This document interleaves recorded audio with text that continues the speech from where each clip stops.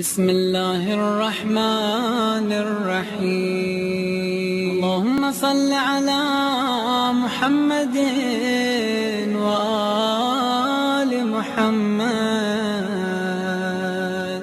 اللهم صل على محمد وآل محمد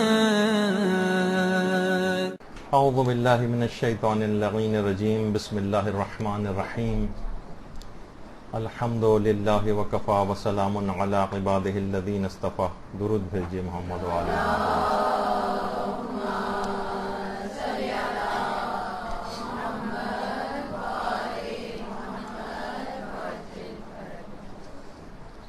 آج ایک انتہائی اہم ترین موضوع پر گفتگو کرنی ہے جو کہ تقریباً کم و بیش لوگوں کی ایک بہت بڑی تعداد اس بیماری کے اندر مبتلا ہوتی ہے اور بہت پریشان ہوتی ہے ہر چیز میں شک، ہر چیز میں وہم، کبھی نجاست و پاکیزگی کا شک آتا ہے، کبھی عمومی زندگی میں لوگ ایک دوسرے کے اوپر شک و شبہ کا اظہار کرتے ہیں، کبھی دینی شخصیات کے اندر شبہ کا اظہار ہوتا ہے، کبھی عقائد کے اندر شبہ ایجاد کیا جاتا ہے یا ایجاد ہو جاتا ہے۔ تو یہ ایک بہت ہی مورد ابتلا بیماری ہے۔ اس سے کیسے نجات پایا جائے؟ لوگوں کی زندگیاں اجیرن ہو کر رہ گئی ہیں کیونکہ ایک خوفناک مرض تو ہے۔ دیکھیے، کہا جاتا ہے کہ شک و شبے کے اندر مبتلا شخص اپنی معنوی اہمیت کو کھو بیٹھتا ہے، اور جب تک یہ شک اور وسواس کا شکار رہتا ہے اس کے اندر ایک جمود طاری رہتا ہے۔ یہ شخص روحانی ترقی نہیں کر سکتا جو شک و شبہات کے اندر مبتلا رہتا ہے۔ اس کی روحانی ترقی ایک جگہ پر آ کر رک جاتی ہے، اور یہی وجہ ہے کہ ہمارے چھٹے امام جعفر صادق علیہ السلام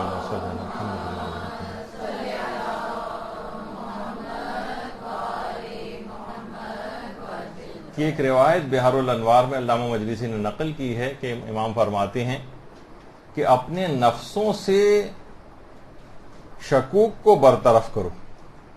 یعنی امام نے پسند نہیں فرمایا کہ انسان شک و شبے کے اندر اپنی زندگی گزارتا جائے، ہر وقت اپنے آپ کو پاکی کرتا رہے، ہر وقت وسواس کا شکار رہے۔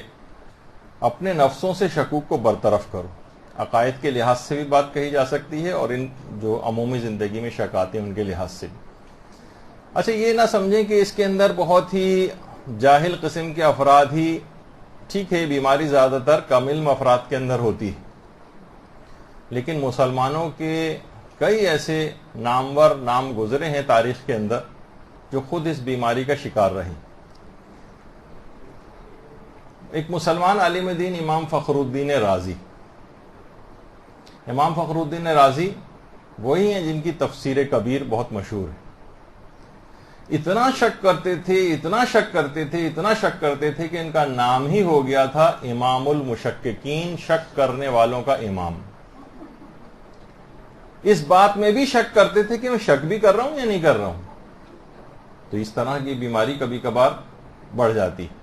کچھ علماء نے، سب نہیں، آیت اللہ وحید خراسانی نے تو انکار کیا اس بات کا، لیکن کچھ اور محققین کا کہنا یہ ہے کہ اپنی اس شک کی بیماری کی وجہ سے ایک امکان پایا جاتا ہے، کیونکہ دیکھیے عالم دین تھے، اپنی اس بیماری کو ایک اچھی طرف سمت کے اندر موڑ کر لے گئے۔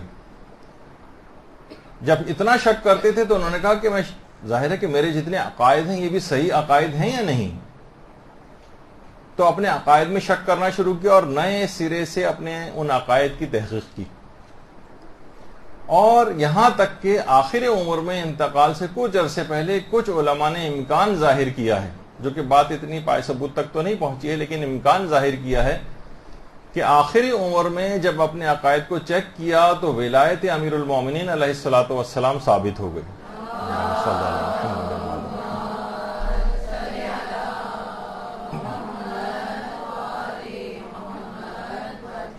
شک کی تو بے پناہ تھے، سوچا کہ جب اتنے بڑے مسئلے کے اندر میں غلطی کر سکتا ہوں تو یقیناً مزید عقائد کے اندر بھی کوئی نہ کوئی غلطی پائی جائے گی. دوبارہ نئے سرے سے اپنے عقائد کو ری چیک کیا اور بہت سے نظریات سے تائب ہوئے. ورنہ ابتدان بقول آیت اللہ وحید خراسانی کے کہ یہ وہ شخصیت تھی کہ جو کہ فضائل اہل بیت میں ہر فضیلت کو شک کی نگاہ سے دیکھتے تھے. تو بہرحال ایک تو اس قسم کے افراد سے بھی صرف میں نے کہا کہ کم علم اور افراد کے ساتھ ہی نہیں ہے، بلکہ اس طرح سے تاریخ میں کچھ مسلمانوں کے ساتھ بھی ایسا ہوتا رہا ہے. البتہ کچھ شخصیات تاریخ کی ایسی گزری ہیں، یہ تھوڑی سی تمہیدی بات کر رہا ہوں تاکہ آپ کے سامنے کچھ معروضات آ جائیں. کچھ شخصیات ایسی گزری ہیں جن کے متعلق احادیث کے اندر یہ بات آئی ہے کہ 3 ایسی شخصیات ہیں کہ کبھی شک و شبے کا ان کے پاس سے گزر بھی نہیں ہوا. وہ 3 شخصیات، ان میں ایک تو ہیں سلمان فارسی، دوسرے ہیں ابو ذر غفاری، اور تیسرے ہیں مقداد. مقداد کے متعلق ملتا ہے کہ کچھ عرصے کے لیے یہ بلال ہی کی طرح سے مدینہ چھوڑ کر چلے گئے تھے، لیکن پھر چند سال کے بعد واپس آئے تھے اور پھر مدینہ ہی میں انتقال کیا تھا. جنت البقیع ہی میں کسی جگہ پر مدفون ہے، لیکن ان کی قبر کا کچھ پتہ نہیں کہ کہاں. تو یہ 3 شخصیات ایسی ہیں کہ شک و شبے کا ان کے پاس سے گزر بھی نہیں ہوا تھا. اتنے محکم ایمان کی حامل شخصیات. اچھا یہ تو چلیں اصحاب کی بات ہے. ہمارے علماء اعلام کے اندر بھی ایسی شخصیات گزری. اپنی پوری زندگی میں ایک بھی شک، حتیٰ کہ نمازوں کا شک، نجاست و طہارت کا شک، ایک شک بھی پوری زندگی میں نہیں ہوا. اور وہ تھے آیت اللہ حسین بروجردی کی شخصیت. ایک بار بھی کبھی زندگی میں، پوری زندگی میں ایک مرتبہ بھی شک نہیں ہوا کسی بھی چیز کا متعلق. تو دیکھیے اپنی روحانیت کو شکوک و شبہات نکالنے کے لیے بعض اوقات قوی کرنا پڑتا ہے. اس کے کچھ طریقے ہیں جو بھی آگے چل کر ذکر ہونے والے ہیں. اچھا اب اتنا اہم موضوع ہے، ظاہر ہے کہ اگر آپ توضیح مسائل اٹھائیے تو آپ کو جگہ جگہ ہر چیپٹر کے اندر اس طرح کی مسائل کے اندر ملیں گے. اگر شک ہے کہ ایسا ہے یا ایسا نہیں ہے تو کیا حکم ہے، اگر شک ہے کہ ایسا ہے یا ایسا نہیں ہے تو کیا حکم. اس طرح سے کر کے تقریباً ہر جگہ پہ، ہر چیپٹر کے اندر آپ کو اس کے مسائل ملیں گے. اور اتنا اہم موضوع ہے یہ کہ باقاعدہ مرحوم مصطفیٰ زمانی نے کتاب ہی وسواس کے عنوان پر لکھی ہے. مختلف قسم کے جو وسوسے اور شکوک آتے ہیں، مراجع کے فتاوے کتنے اس پہ موجود ہیں. دیکھیے شک کا ہمیشہ وہم کے ساتھ بڑا قریبی رشتہ ہے. شک جو ہے یہ وہم کی گود کے اندر پلتا بڑھتا ہے اور اسے اتنا ناقابل علاج سمجھا جاتا رہا ہے کہ باقاعدہ ضرب المثل بن گئی کہ شک کا یا وہم کا علاج تو حکیم لقمان کے پاس بھی نہیں تھا. اچھا قرآن کی آیات کے اندر بھی اس بات کو اہمیت دی گئی ہے اور ڈسکس ایک لحاظ سے کیا گیا ہے. آپ دیکھتے نہیں کہ شکوک لوگوں کے نکالنے کے لیے کتنی ہی آیات ایسی ہیں کہ جو لفظ انا سے شروع ہوتی ہیں. بے شک، یہ کہنے کی کیا ضرورت ہے پروردگار عالم. کتنی آپ آیات دیکھتی ہیں، ان اللہ و ملائکتہ یصلون علی النبی یا ایھا الذین آمنوا صلوا علیہ وسلموا تسلیما. اللہم صل علی محمد.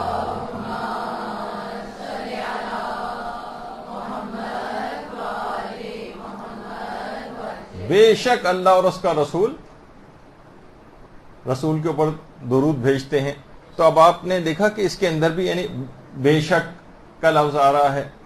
وَاصْبِرْ فَإِنَّ اللَّهَ لَا يُضِيعُ أَجْرَ الْمُحْسِنِينَ. بے شک پروردگار عالم احسان کرنے والوں کے اجر کو ضائع نہیں کرتا ہے. تو یہ کہنے کی کیا ضرورت ہے. تو یہ تمام چیزیں دیکھیں اس طرح سے ذالک الکتاب لا ریب فیہ، اس کے اندر کوئی شک ہی نہیں ہے. تو پروردگار عالم مختلف ان الفاظ سے بتانا چاہتا ہے کہ وہ اس شکوک کو پسند نہیں کرتا ہے. انسان کو چاہیے کہ ان شکوک و شبہات کو اپنے دل سے نکالے. اور فی قلوبہم مرض فزادہم اللہ مرضا، یعنی جو ان کے دلوں میں جو مرض ہے تو مرض کا ایک مصداق اور اس ایک یعنی جس کا ایک مصداق ہے وہ شک بھی ہے. یعنی شک کا مرض جیسے جیسے بڑھتا چلا جاتا ہے تو انسان بہت زیادہ وہمی اور وسواسی ہو جاتا ہے. دیکھیے شک میں اور وسواس میں کیا فرق ہے. دیکھیے شک ہمیشہ غیر عادی ہوتا ہے اور غیر مقرر ہوتا ہے. مثلا کبھی آپ کو شک آیا، پھر اس کے بعد کچھ دن کے بعد آیا، مہینوں بعد آیا ہو سکتا ہے. اس کو کہتے ہیں شک. غیر عادی ہے اور غیر مکرر ہے. اچھا، جب یہی شک یہ اپنی مستقل حالت میں آ جائے، یعنی عادی ہو جائے اور مکرر ہونے لگے، تب انسان کہا جاتا ہے کہ اب یہ وسواس کا مریض ہو گیا، یہ وسواسی ہو گیا. تو جب بھی کثیر الشک کے مسئلے الگ ہیں اور وسواسی کے مسئلے اس سے تھوڑے سے الگ ہیں. وہ نمازوں کے احکام وغیرہ کے اندر جب اس کا موقع آئے گا تو انشاءاللہ اس وقت پڑھیں گے، ورنہ توضیح المسائل میں بھی آپ پڑھ سکتی ہیں. اچھا، یہ شک کیا ہوتا ہے پھر جب یہ آگے بڑھتا ہے؟ یہ بیماری رکتی نہیں ہے، اس وجہ سے کہا جا رہا ہے کہ اس کو جلد سے جلد اپنے اندر سے ختم کرنے کی کوشش کرنی چاہیے. کہ جب یہ آگے بڑھے گا شک اور وسواس، تو یہ آپ کے عقائد کے اندر سرایت کرتے ہیں. پھر یہ دینی شخصیات کی طرف، جس طریقے سے پانی بہتا ہوا مختلف قسم جہاں اس کو نشیب نظر آتا ہے، ندی نالے کی صورت میں ادھر سے ادھر ادھر سے ادھر جاتا ہے، پھر اس کی شاخیں نکلیں گی. پھر یہ نجاست و طہارت کی حد تک نہیں رہے گا کہ صرف آپ ہاتھ پاک کر رہے ہیں اور کپڑا پاک کر رہے ہیں. وہ اس سے ابتدا ہوتی ہے، لیکن بعد میں ایسا شخص جو ہے وہ دیگر شکوک کی طرف بھی جاتا ہے، عقائد میں اس کو شک آتے ہیں، اس کو حتیٰ کہ علماء اور مراجع کی عدالت کے اندر اس کو شک آنے لگتے ہیں. ہر صاحب علم کو وہ شک کی نگاہ سے دیکھنے لگتا ہے. ذرا سا کسی عالم کو خوشحال وہ دیکھتا ہے تو فوراً اس کے دماغ میں شکوک و شبہات آتے ہیں. یقیناً یہ ہمارے خمس کا پیسہ کھاتے ہوں گے، یقیناً یہ مثلاً فلاں شخص ہے جو آج خوشحال ہو گیا، آج کل کے دور میں کہاں مثلاً حلال طریقے سے ایسا آ سکتا ہے، یقیناً کوئی نہ کوئی حرام اس کے اندر شامل ہوگا. تو یہ کیا ہے کہ پوری دین کی عمارت اس شک کے نتیجے میں منہدم ہو جاتی. اس کا تمام دینی شخصیات کے اوپر سے اعتبار اٹھ جاتا ہے. دینی اب کہاں سے لے گا؟ دیکھیے، یہی وجہ ہے کہ بہت سارے افراد جو آج کل بہت زیادہ کام ہو رہا ہے اسی بات پر کہ کس طرح سے شیعت کو نقصان پہنچایا جائے، اس کے اندر یہی ہے کہ علماء اور مراجع کے خلاف لوگوں کو باتیں لا کے ان کے دماغوں میں شکوک و شبہات ڈال کر ان سے متنفر کیا جائے، تاکہ دین ظاہر لینے کی تمام شخصیات یہی ہیں. اور جب دین یہ شخصیاتی مشکوک ہو جائیں گی تو انسان پھر دین کہاں سے لے گا؟ تو یہ تمام چیزیں ایسی ہیں کہ کتنی ہی ہم دیکھتے ہیں کہ سوشل میڈیا پر کتنے ایسے پیجز بنائے گئے ہیں باقاعدہ، جو اپنے آپ کو کہتے ہیں کہ ہم مثلا صحیح عقائد کا پرچار کر رہے ہیں، اور اس کے اندر مختلف اس قسم کے شکوک و شبہات کھڑے کیے جاتے ہیں. کم علم افراد کے اندر آپ کو پتہ ہے اس قسم کی چیزیں جو ہے ڈالنا، جہالت کی لوگوں کے اندر کتنی زیادہ ہے، وہاں علمی مباحث عوام کے اندر لے کر آنا. مثلا کہیں شک ڈالا جا رہا ہے کہ حدیث قصہ جو ہے وہ معتبر ہے یا نہیں ہے، اور اس کے اوپر دو چار بھی چرب زبان قسم کے افراد آ جائیں تو اچھا بھلا آدمی ذرا مشکوک ہو جاتا ہے کہ واقعی پھر اس کو اس اعتقاد کے ساتھ ان دعاؤں کو اور ان زیارتوں کو پڑھے گا نہیں. جب وہ اس قسم کی تمام چیزوں اچھا فیصلہ وہ کر نہیں سکتا کیونکہ کم علم ہے، اس کو نہیں پتا کہ یہ جو روایات اس سلسلے میں آتی ہیں، دعاؤں کے سلسلے میں، زیارات کے سلسلے میں، ان کا معیار اس انداز کا نہیں ہوتا جو واجبات و حرام وغیرہ کی احادیث کا معیار ہوتا ہے. آغا سیستانی نے تو کہا کہ ان زیارات کی جو سند ہے وہ ان کے عرفہ و اعلیٰ مضامین ہیں، تو وہ ان کی طرف دیکھنا چاہیے. تو بہرحال حدیث قصہ کی وثاقت کے متعلق شک ڈالا جاتا ہے. اسی طریقے سے مثلا دعائے کمیل کے متعلق شک ڈالے جاتے ہیں کہ یہ معتبر ہے یا نہیں ہے، دعائے امام زمانہ علیہ السلام معتبر ہے یا نہیں ہے.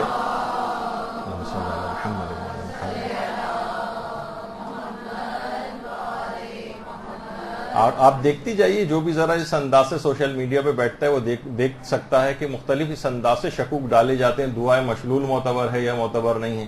کچھ تو علمی مباحث ہیں علماء کے درمیان اچھے لگتے ہیں، لیکن عوام میں لا کر اسے بالکل ایک بازیچہ اطفال بنا دیا جائے اور فٹ بال کی طرح سے چاہیں لوگ ان علمی موضوعات سے کھیلیں، یہ انتہائی خطرناک رویہ ہے. اسی طریقے سے زیارات کے متعلق شکوک و شبہات ڈالے جاتے ہیں، تو اپنے طرف سے موقف جو ہے وہ پیش کیے جاتے ہیں، علماء اور مراجع کو بائی پاس کیا جاتا ہے. ذرا سا بھی کوئی چرب زبان ہے تو سادہ لو افراد کو متاثر کر لیتا ہے. تو ان چکروں کے اندر اور ان شبہات کے اندر وہ لوگ پڑ جاتے ہیں جو پہلے سے ان شکوک و شبہات کے مریض رہتے ہیں، وہ آسانی سے اس طرف آ جاتے ہیں. تو اسی طرح سے ہر فضیلت کے متعلق بہت سارے جو معجزات ہیں ان کو ڈسکس کرنا شروع کر دیں کہ یہ معتبر ہے یا معتبر نہیں. اس سے کیا ہوتا ہے کہ جو حقیقی معجزات ہیں ائمہ کے، ان سے بھی لوگ مشکوک ہو جاتے ہیں، کیونکہ کم علم ہیں، وہ فیصلہ نہیں کر پاتے. اب انہوں ہر چیز انہیں غلو لگنے لگتی ہے، اب ہر چیز ان کو جو ایسا لگتا ہے کہ یہ تو خدا بنایا جا رہا ہے جبکہ ان کی فضیلت میں مثلا ہوتی ہے. تو انسان فیصلہ نہیں کر پاتا اور ایسے افراد زیادہ اس کے اندر گرفتار ہوتے چلے جاتے ہیں. تو عوام کی بحثیں الگ ہیں، خواص کی بحثیں الگ ہیں. خواص کی بحثوں کو اگر عوام میں لایا جاتا ہے تو اس کے بہت نقصانات ہوتے ہیں. اچھا پھر یہ پانی جو ہے شک کا یہ بہتا ہوا اور سمت نکالتا ہے. اب مثلا ذرا سی کسی کو گھر میں کوئی پریشانی آئی، کوئی دکھ آئی، کوئی بیماری آئی، فوراً اس کا شک ہوتا ہے کہ یہ فلاں رشتہ دار نے یقیناً جادو کروایا ہوگا مجھ پر. اب آپ نے دیکھا کہ یہ شک کی بیماری رشتہ داروں کی طرف جاتی، یقیناً یہ بھاوج جو ہے ہماری اس نے ہی عمل کروایا ہے. اچھا اب کیا ہوتا ہے اس کے بعد پھر یہ افراد، بہت میں نے سنجیدہ قسم کے افراد، دیندار افراد کو بھی عاملوں کے پاس جاتے دیکھا. اب کیا کرتے ہیں؟ عاملوں کے پاس جاتے ہیں، اور یہ عامل یا جن کو غافل کہنا چاہیے، یہ ان کو مزید شکوک کی طرف لے جاتے ہیں. کبھی کوئی عامل آپ نے ایسا نہیں دیکھا ہوگا جو اس چیز کو، جو بھی اس کے سامنے شکایت لے کر جاتا ہے، اس کو یہ نہ کہے کہ تمہارے کسی قریبی رشتہ دار نے یہ چیز کروائی. یہ سفلی عمل کسی قریبی رشتہ دار نے کرایا. تو اب یہ سوء ظنی اس کے اندر پیدا ہوتی. یہ جو شک تھا اب یہ سوء ظنی کے اندر تبدیل ہوتا ہے، یہاں تک کہ کینہ اور دشمنی کی طرف چلا جاتا ہے. عام طور پر شوہر اپنی بیویوں پہ شک کرنے لگتے ہیں. کتنے ابھی ایک ہفتہ پہلے میرے پاس اس طرح کے کیس آئے کہ جو تقریباً طلاق تک معاملات جو ہیں وہ پہنچ گئے، وہ اسی وجہ سے کہ وہ شک کر رہا ہے. اچھا یہ ضرور ہے کہ آیت اللہ سیستانی کا آج میرے پاس اتنا وقت نہیں، ورنہ ان کا پورا ایک تفصیلی مفصل ایک فتویٰ ہے وہ پڑھ کے سناتا، جس میں انہوں نے نصیحت کی کہ بیویاں خاص طور پر ایسے تمام امور سے، کاموں سے اجتناب کریں کہ جس سے اس کا شوہر مشکوک ہو جائے. ٹھیک ہے آپ بچپن سے جو ہے اب خاندانوں میں اپنے کزنس کے ساتھ اٹھی بیٹھی ہیں، لیکن بعد میں آپ بہت دیر تک فون پر کسی کزن سے بات کر رہی ہے مثلا، اب شوہر کو یعنی ایک شک پیدا ہوگا. ہر تمام کاموں سے اس کے لیے پرہیز لازم ہے جس سے شوہر مشکوک ہو جائے. باقاعدہ وہ آج اتنا موقع نہیں ہے، ورنہ ہم دوسری سمت کے اندر نکل جائیں گے. تو اب کیا ہے، اسی طریقے سے یعنی شک کا دائرہ آگے کی طرف چلتا ہے، وسیع ہوتا جاتا ہے، اور شوہر بیویوں پہ شک کرتے ہیں. اسی طریقے سے بیویاں شوہروں کے اوپر شک کرتی ہیں، کس سے بات ہو رہی ہے، کیا ہو رہا ہے، ان کے SMS چیک کیے جا رہے ہیں اور فلاں چیز ہو رہی ہے، یعنی اس طرف جاتا ہے معاملہ. ایک خاتون کے متعلق تو مجھے پتہ چلا تھا کہ ہمیشہ اتنی مشکوک رہتی تھی، ہمیشہ اپنے شوہر کا لباس چیک کرتی تھی، کوئی لمبا سا کوئی بال مل جائے، اور جب نہیں ملا تو کہنے لگی کہ لگتا ہے کہ اب تم گنجی عورتوں سے بھی دوستی کرنے لگے. تو یعنی اتنا شک یہ چیز آگے چل کر بڑھ جاتی ہے. تو اچھا عام افراد کی تو بات رہی ایک طرف، ابھی آپ نے علماء کا بھی سنا. ایران کے ایک بادشاہ شاہ طہماسپ، صفوی بادشاہ تھا، وہ خود بہت زیادہ وسواس کا مریض ہو گیا تھا. پورا دن حمام میں غسل کرتے ہوئے لگا دیتا تھا، حتیٰ کہ مجلس اعضاء کا تبرک کھانا بند کر دیا تھا کہ شاید نجس ہو. یعنی اس حد تک بیماری بڑھ گئی تھی. یہاں تک کہ اس کے بعد شیخ بہائی کے والد شیخ حسین اس موضوع پر ان کو ایک کتاب لکھنا پڑ گئی کہ بادشاہ کے اس مرض کے حوالے سے العقد الطہماسپی فی الوسواس والطہارہ. باقاعدہ شیخ بہائی کے والد نے اس پہ کتاب لکھی، اور اس کا خطی نسخہ آج بھی آیت اللہ مرشی نجفی کی جو قم میں لائبریری ہے اس کے اندر موجود ہے. پرنٹڈ نہیں ہے، خطی نسخہ ہے جو ان کی لائبریری میں. تو یہ نجاست و طہارت کی جو خاص طور پر بیماری ہے، ہر وقت ہاتھ کو پاک کر رہے ہیں، ہر وقت پاؤں کو پاک کر رہے ہیں، ہر چیز کے اوپر شبہ کا اظہار کیا جا رہا ہے. ابھی سے چند دن پہلے ایک اور طلاق کا کیس اسی طریقے سے، جو ایک شخص جو کہ نجاست و طہارت کے حوالے سے اتنا شکی اور وسواسی ہو گیا کہ اس کی بیوی طلاق لینے کے اوپر تقریباً آمادہ ہو گئی کہ اب اس کے ساتھ گزارا بہت مشکل ہو گیا. اتنا ہر وقت شک، ہر چیز پر اتنا شک. تو ان تمام چیزوں کا علاج بہت ضروری. آپ کو تو نظر نہیں آ رہا ہوتا بعض اوقات، اگر آپ جا کر دیکھیں، مرد حضرات اس سے واقف ہیں، لوگ مساجد کے جو وضو خانے ہیں ان میں 20 منٹ، آدھا گھنٹہ تک بیٹھے رہتے ہیں. پہلے پاؤں پاک ہو رہے ہیں، اس کے بعد نل کے اوپر پاؤں رکھ کر پاؤں سکھائے جا رہے ہیں، اور اس کے بعد پھر جو ہے وہ بڑی دیر، آدھا پونا گھنٹہ جو ہے وہ لگا دیتے ہیں. اسی طریقے سے اگر کوئی شخص مثلا غسل کرنے باتھ روم چلا گیا، اب چاہے نماز فجر قضا ہو جائے، اور اکثر رمضانوں کے اندر یہ ہوتا ہے کہ آدھا گھنٹہ بھی اگر موجود ہے تو سوال ان کا یہ آتا ہے کہ تیمم کر سکتے ہیں، یعنی کیونکہ آدھے گھنٹے کے اندر تو غسل ممکن ہی نہیں ہے. اب آپ لاکھ کہیں کہ بھئی غسل تو جو ہے 2 منٹ 3 منٹ کے اندر بھی ہو سکتا ہے، بہت ہوا تو 5 منٹ کے اندر ہو سکتا ہے. تو دماغوں میں بہت سارے جہالت کی وجہ سے باتیں ہیں کہ جناب صابن بھی لگنا چاہیے اور شیمپو بھی لگنا چاہیے اور جسم کو پہلے مکمل طور پر پاک دھونا چاہیے اور اس کی چھینٹیں جہاں جہاں جا رہی ہیں اس سب کو بھی پاک کرنا چاہیے، اور اللہ عالم بنی کیا کیا طریقوں سے لوگ اس قسم کی بیماری کے اندر مبتلا ہیں۔ بہت سے لوگ جو نماز جماعت پڑھ رہے ہوتے ہیں، پیچھے کی طرف جتنے بھی افراد ہیں، کبھی آپ نماز جماعت کوئی اگر اس کو باقاعدہ مشاہدہ کرے، تقریباً سورہ الحمد ختم ہو چکی ہوتی ہے، اکثر دوسرا سورہ بھی اختتام پذیر ہوتا ہے اور بہت سے لوگ نیت ہی نہیں کر پاتے اور الحمد کا سورہ تقریباً اختتام پذیر ہونے والا ہوتا۔ ایک صاحب کے متعلق تو یہاں تک ہے کہ انہوں نے انہی شکوک و شبہات کی بنا پر اپنی داڑھی تک مونڈ لی تھی۔ خیر یہ نہیں ان کو، میں تو صرف ایک دکھانے کے لیے آپ کو کہ شک رہتا تھا کہ وضو کا پانی چہرے کی کھال تک نہیں پہنچا۔ جب شک ہر دفعہ رہے گا تو اس کا مطلب ہے کہ داڑھی کو مونڈ دینا چاہیے، تو ایک اور گناہ انہوں نے کر لیا۔ اس طرح کے کچھ افراد ہم نے دیکھے تھے اپنے طالب علمی کے ابتدائی دور میں جو نئے نئے مذہبی ہوئے تھے، باقاعدہ سر میں انہوں نے نائی کے پاس جا کر بلیڈ لگا کر ایک بیچ میں ایک پٹی بنوائی تھی، وہاں سے بال صاف کروائے تھے کہ اس جگہ کے اوپر مسح کرنا ہے۔ تو یہ کیا ہوتا ہے؟ یہ شکوک ہیں، شبہات ہیں، اس سے آدمی اپنے آپ کو مصیبت میں ڈالتا ہے۔ تو اس طرح سے مسائل ہوتے ہیں۔ ایک صاحب تھے، وہ ساری زندگی اپنی نماز تیمم سے پڑھتے رہے کہ یہ جو پانی نلکوں نالوں اور کہاں کہاں سے گزر کے آ رہا ہوتا ہے اور اس سے پہلے پتہ نہیں کہاں کہاں سے گزر رہا ہوتا ہے، نہ جانے کتنی نجاستیں اس کے ساتھ ملتی جاتی ہوں گی۔ اب اس نجس پانی کے ساتھ تو وضو نہیں ہو سکتا، لہٰذا وہ تیمم کرتے تھے۔ میں ان خپتیوں کی تو بات ہی نہیں کر رہا جو پوری زندگی کہتے ہیں کہ نماز قصر ہم پڑھتے ہیں کیونکہ زندگی بھی ایک سفر ہے اور سفر میں ہمیشہ نماز قصر ہوتی ہے، وہ تو اور بڑی بیماری کی طرف معاملہ چلا جاتا ہے۔ تو علماء کے اپنے ادوار میں بھی ایسی شخصیات رہیں۔ مرزا قمی اتنے بڑے ہمارے فقیہ اور عالم، وہ خود اپنے مقلد کی بات جو ہے وہ نقل کرتے ہیں۔ باقاعدہ یہ مرزا قمی کی قبر مبارک ہے جو معصومہ قم کے حرم سے بالکل متصل قبرستان شیخہ جو ہے، وہاں پر ان کی قبر ہے۔ تو ان کا مقلد اسی طرح کا تھا کہ 3 گھنٹے تک نماز کی نیت ہی نہیں کر پاتا تھا،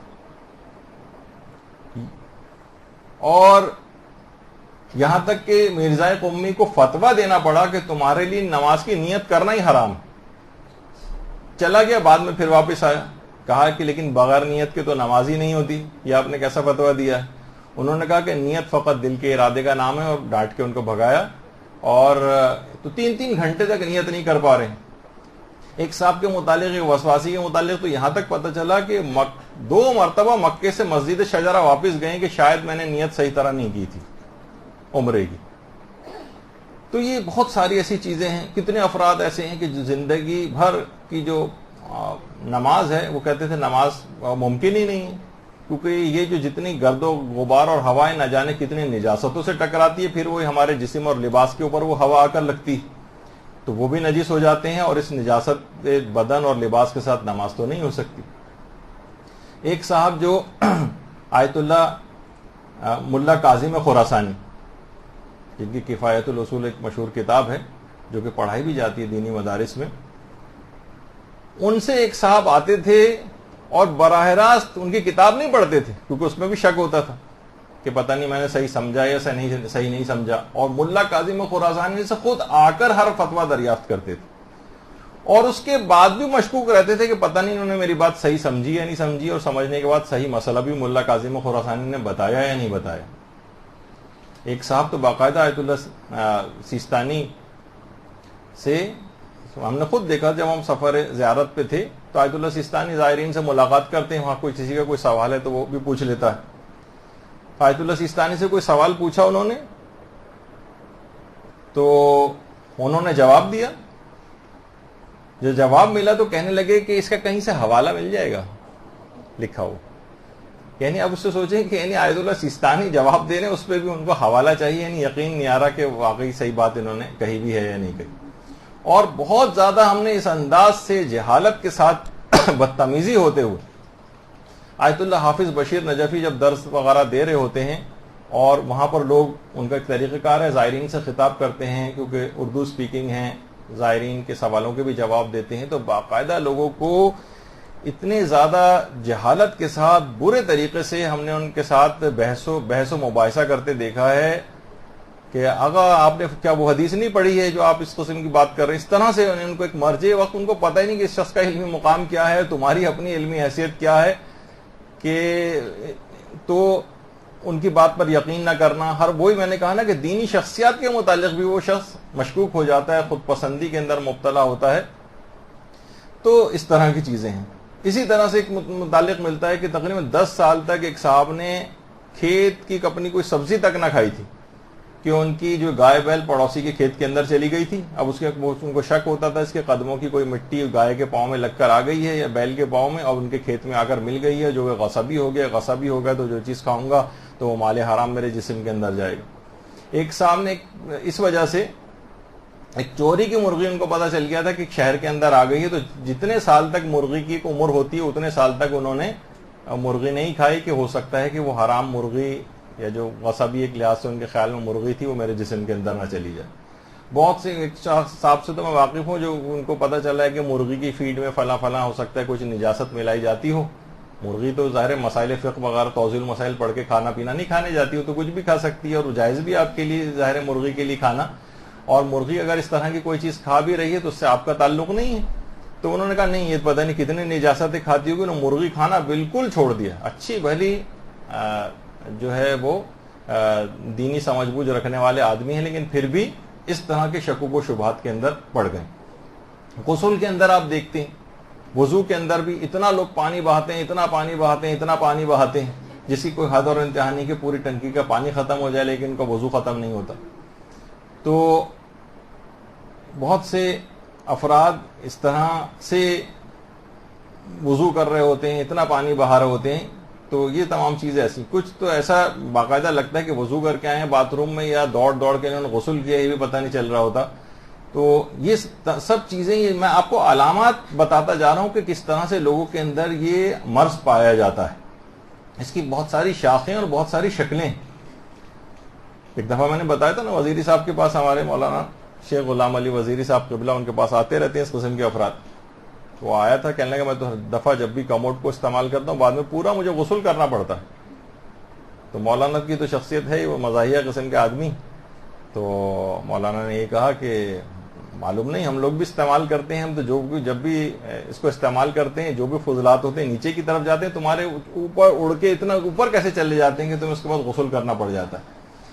تو یہ تمام چیزیں دیکھیے ایسی ہیں کہ لوگ واقعتاً اس کے اندر انتہا سے زیادہ علماء کو بھی پریشان کر کے رکھا ہوا ہے, اور خود اپنی زندگیاں تباہ کی ہوئی ہیں. ان کی بیویاں ان کے ساتھ کس طرح سے گزارا کر رہی ہیں, یا شوہر اگر بیویوں کو یہ مرض ہے تو شوہر کیسے گزارا کر رہے ہیں ان کے ساتھ, واقعتاً ایک بڑا جہاد ہے. تو اس کو بہت زیادہ کرنے کی ضرورت ہے. اور یہ تو کتنا آپ گھروں کے اندر دیکھتی ہیں کہ گیلے ہاتھ سے کبھی بھی مثلا دروازے کی کنڈی نہیں کھولی جاتی. اس کو ماسی نے ہاتھ لگایا ہوگا اور ماسی نے مثلا فلاں جگہ پہ پوچھا لگاتی ہے, وہ ہو سکتا ہے کہ اس کا ہاتھ نجس ہو, پھر نجس جو ہے وہ مثلا کنڈی کے اوپر لگ گیا ہو. بہت سے مسئلے جس میں واقعتاً یعنی جس کے اندر کیئر کرنی چاہیے وہ اپنی جگہ پر اہم مسئلے ہیں. میں تو عمومی طور پہ بات بیان کر رہا ہوں کہ ان کو پتہ بھی نہیں کیا نجاست ہے یا نہیں, بس کیونکہ زمین پہ پوچھا لگایا تو ہر زمین نجسی ہوتی ہے ظاہر ہے. تو دروازے کی کنڈی کو ہاتھ مثلا نہیں لگایا جائے گا, یا مثلا بہت سے لوگوں نے وارننگ بھی لکھ کے لگا دیتے ہیں کہ یہ جو ہینڈل ہے یہ وہ لوگ بھی استعمال کرتے ہیں اس کو کہ جو اس کے بعد اپنے ہاتھوں کو دھوتے نہیں ہیں واش روم استعمال کرنے کے بعد. تو باقاعدہ نوٹس ٹائپ کا. تو یہ تو خیر اس اعتبار سے ہے کہ لوگوں کو متوجہ کرنے کے لیے کہ باتھ روم جانے کے بعد اپنے ہاتھوں کو ذرا صابن وغیرہ سے ہائیجینیکلی جو ہے وہ پیدا کرنے کے لیے, ایک خیال پیدا کرنے کے لیے, لوگوں میں اویئرنیس پیدا کرنے کے لیے لکھ کے لگایا ہے. لیکن عام طور پر یہ بہت زیادہ ہو رہا ہے کہ اس کو بھی لوگ سوچتے ہیں کہ بس اب یہ اس کو ہاتھ لگ گیا تو یہ ہاتھ بھی نجس ہو گیا. اسی طریقے سے مثلا مشکوک قسم کے افراد, ہر چیز کے اوپر ان کو شک ہوتا ہے, ہر چیز کو جناب گلوز پہن کے اور دستانے پہن کے جو ہے وہ دھویا جا رہا ہے. ہاتھ دھونے کی جو ہے بیماری علی الخصوص یہ بہت زیادہ, ایک تو ڈاکٹر حضرات اس لحاظ سے کہتے ہیں کہ جراثیم کے اعتبار سے, لیکن نجاست و طہارت کے لحاظ سے ہر وقت ہاتھوں کو دھوتے رہنا. تو یہ تمام چیزیں ایسی ہیں کہ حتیٰ کہ بہت سے لوگوں کا تو یہ ہے کہ کمپیوٹر پہ بھی پتہ نہیں کتنے لوگ آ کر ہاتھ لگاتے ہیں. اب اس کو بھی سوچ رہے ہیں کہ اس کو پاک کیسے کیا جائے, وہ چاہے اس چیزیں خراب ہو جائیں. کتنا لوگ کہتے ہیں کہ بھائی یہ موبائل فون جو ہے یہ اسکرین اس کو ہم کیسے پاک کریں، فلاں شخص نے ہاتھ لگایا تھا تو باقاعدہ پانی سے دھویا جا رہا ہے اس کو، وغیرہ وغیرہ. تو باتھ روم کی چپل ہے مثلا، وہ ہر وقت گیلی رہتی ہے، جب باہر نکلے جائیں گے پاؤں جو ہے وہ 3 دفعہ جو ہے وہ پاک کیے جائیں گے. جب یعنی ہر وقت یہ مسئلہ رہتا ہے شک اور وسواس کی بیماری. اچھا، امام خمینی بڑا اچھا جملہ کہتے تھے. وہی کہتے تھے کہ جو وسواسی قسم کے افراد ہیں، شیطان جو شک ڈالتا ہے نا ان کو، یہ جو شیطان شک ڈالتا ہے، تو شیطان کبھی بھی شک کو مالی عبادت میں آنے نہیں دے گا. یہ ہمیشہ جسمانی عبادتیں جو ہیں اس کے اندر شک ڈالتا ہے. مثلا ہر وقت یا تو جسمانی طور پر آپ کو تھکائے گا، پاک کرتے رہیں اپنے آپ کو، نمازوں کو دوبارہ دوبارہ پڑھوائے گا، لیکن کبھی مالی عبادتوں میں شک نہیں آئے گا. مثلا آپ نے کسی سے قرضہ لیا ہوا ہے، شک ہو رہا ہے میں نے قرضہ واپس کر دیا تھا یا واپس نہیں کیا تھا، حالانکہ آپ کر چکے ہیں، لیکن کبھی کہ چلو اگر شک آ رہا ہے تو میں ایک دفعہ اور قرضہ واپس کر دیتا ہوں. نہیں، وہاں پہ یہ پیسے کیونکہ نکلیں گے ہاتھ سے، یہ آپ کو اس طرف نہیں جانے دے گا. پتہ نہیں میں نے جو حج کیا تھا صحیح کیا بھی تھا نہیں کیا تھا، ہو سکتا ہے کوئی غلطی ہو گئی، شک آ رہا ہے نا. اس طرح نمازوں کو دوبارہ پڑھتا نہیں، حج کے لیے کبھی نہیں جائے گا. خمس میں نے نکالنے میں ہو سکتا ہے کوئی غلطی کر دی ہو، کم نکالا ہو، تو ایسا کرتا ہوں ایک دفعہ خمس اور نکال دیتا ہوں، کبھی بھی خمس اس طرف نہیں جائے گا. یہ ہمیشہ جسمانی عبادات کی حد تک جو رہے گا. خمس کے مسئلے میں تو کبھی آپ نے نہیں دیکھا ہوگا کہ احتیاطاً میں خمس دوبارہ دے رہا ہوں، نہیں. تو یہ خاص اس بات کی علامت ہے، ہر شخص کو سوچنا چاہیے کہ شیطان ہے جو اس کو گمراہ کر رہا ہے. شیخ محمد حسن صاحب جواہر الکلام یہ خود فرماتے ہیں کہ ایک شخص ایک دفعہ اس زمانے میں حمام ہوتے تھے جس میں لوگ غسل وغیرہ کے لیے آتے تھے. اتنا گندی صورتحال تو نہیں ہوتی تھی، پرانا قدیم زمانے کا ایک حمام ہے. تو ایک شخص حمام میں داخل ہوا اور فوراً واپس آ گیا کہ میں یہاں غسل کر ہی نہیں سکتا ہوں، زمین حمام نجس ہے. بھاپ، اچھا اس زمانے میں بھاپ وغیرہ بھی ہوتی ہے، بھاپ جب زمین سے ٹکرا رہی ہے تو اس سے پوری فضا نجس ہو رہی ہے، یہاں تو غسل ممکن ہی نہیں ہے، بلکہ مجھے پسینہ آیا تو اس سے اور یہ ٹچ ہو جائے گا تو مجھے دوبارہ غسل کرنا پڑے گا. کہ باقاعدہ خود صاحب جواہر نے لکھا کہ اس طرح سے لوگ وسواس کرتے ہیں. ایک صاحب تو باقاعدہ انہوں نے ان کے متعلق ملتا ہے کہ 20 طواف انہوں نے کیے تھے. ہر مرتبہ ہی شک ہوتا تھا کہ پتہ نہیں میں نے 6 کیے ہیں طواف، 6 چکر لگائے ہیں کہ 7 لگائے ہیں کہ 8 لگائے ہیں. یہاں تک کہ ایک شخص نے پھر ان کو اپنے ساتھ لیا، ان کا ہاتھ پکڑا، گنتی اپنے ذمے لی اور ان کو طواف کے چکر مکمل کروائے. اتنا زیادہ یہ بیماریاں دیکھیے بڑھ کے کہاں سے کہاں جو ہے پہنچ جاتی ہیں. ایک دفعہ میں نے پہلے بھی اشارہ کیا تھا، خود میرے اپنے ایک دوست تھے جو ڈاکٹر صاحب ہیں، ان کو تو شک کی اتنی بیماری ہو گئی تھی کہ باقاعدہ کہتے تھے کہ اگر کموڈ یا WC میں بیٹھے ہیں ان کو کہتے ہیں کہ تو چھینٹے آ رہے ہیں. پھر اس کے بعد وہ باقاعدہ جوتے پہن کے، بوٹ پہن کے بیٹھنے لگے. پھر اس کے بعد بھی ان کو شبہ ہوتا تھا کہ پھر کہیں سے چھینٹ آ گئی، تو باقاعدہ 2 کرسیاں انہوں نے رکھی تھیں اور ان 2 کرسیوں کے اوپر چڑھ کر جو ہے وہ تقریباً رفع حاجت یہ والی کیفیت ان کے ساتھ ہو گئی تھی. علماء سے دریافت کیا، علماء نے کہا اب صرف ایک ہی طریقہ ہے کہ جہاں کہیں پانی پڑا ہوا نظر آئے، جہاں کیچڑ نظر آئے، جہاں پر گٹر کا پانی بہتا ہوا نظر آئے، اسی کے اندر چلتے ہوئے جاؤ اور اس کے بعد آ کر نماز پڑھو. کسی نے ان کو یہ طریقہ بتایا تو بڑی مشکل سے وہ وسواس کا مرض اس انداز سے نکلا. تو یہ ساری میں نے علامتیں آپ کو بتائیں. اس کے سامنے ایک پکچرائز آپ کے سامنے کی کہ مرض بڑھ کے کہاں سے کہاں تک چلا جاتا ہے. اب آ جائیے علاج کی طرف. علاج اس کے بہت سادہ ہیں، بہت آسان ہیں، اور ایسے افراد کو ضرور آپ کو بتانا چاہیے اور خود بھی ان پر عمل کرنا چاہیے اگر کوئی اس انداز سے ان امراض کا مریض ہو. آیت اللہ صادق روحانی ماشاءاللہ سے مراجع میں سے حیات ہیں اور تقلید بھی ان کی ہوتی ہے اور آج کل کافی علیل ہیں.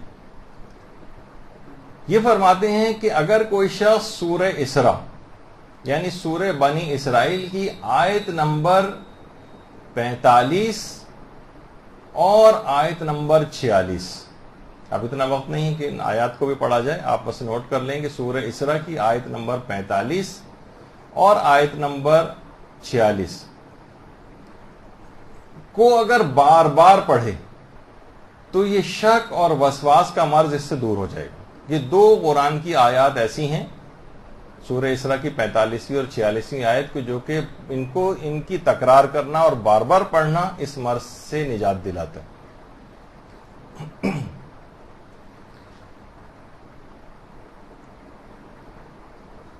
اچھا، یہ جو دو آیات ہیں 45 اور 46، ان آیات کو باقاعدہ پیغمبر اکرم نے امیر المومنین علیہ الصلوۃ والسلام کو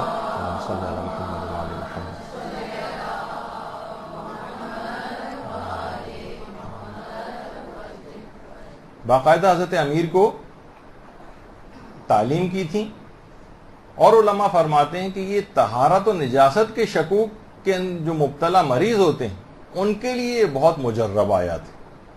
تجربہ شدہ ہے کہ ان سے ایسے افراد کا مرض اگر اس کو بار بار یاد کر لیں، اپنے پاس لکھی ہوئی رکھ لیں اور اس کی تکرار کرتے رہیں تو یہ مرض دور ہو جاتا۔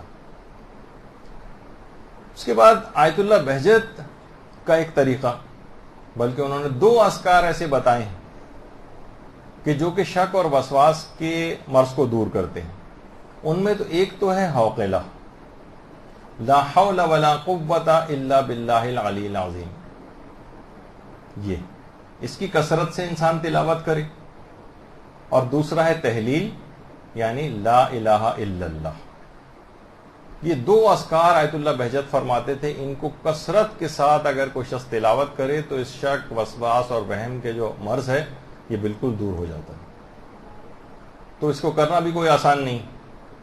لا الہ الا اللہ کے متعلق تو کہا جاتا ہے کہ تو ایسا ذکر ہے کہ جس کے لیے زبان کو حرکت دینا بھی لازم نہیں ہوتا، بغیر حرکت۔ اور یہ آپ کو پتا ہے کہ یہ جو ذکر ہے مرتے وقت اس کی بڑی تاکید ہے کہ انسان اتنا زیادہ مجبور بھی ہو جائے کہ وہ زبان کو بھی حرکت نہ دے سکے تو حالت نزع میں، جان کنی کی کیفیت میں بھی آخری کلمہ لا الہ الا اللہ پہ اس کا اختتام ہو۔ پورا کلمہ اگر پڑھے تو کیا ہی کہنا، لیکن کم سے کم یہ ضرور ہو۔ تو اس بات کا التزام، ایسا ذکر رکھا گیا کہ زبان کی حرکت بھی اگر کرنے کے قابل نہیں تب بھی اس ذکر کو پڑھا جا سکے۔ تو بہرحال یہ 2 اذکار ایسے ہیں آیت اللہ بہجت فرماتے تھے۔ اچھا، تیسرا طریقہ آیت اللہ حسن زادہ عاملی نے بتایا۔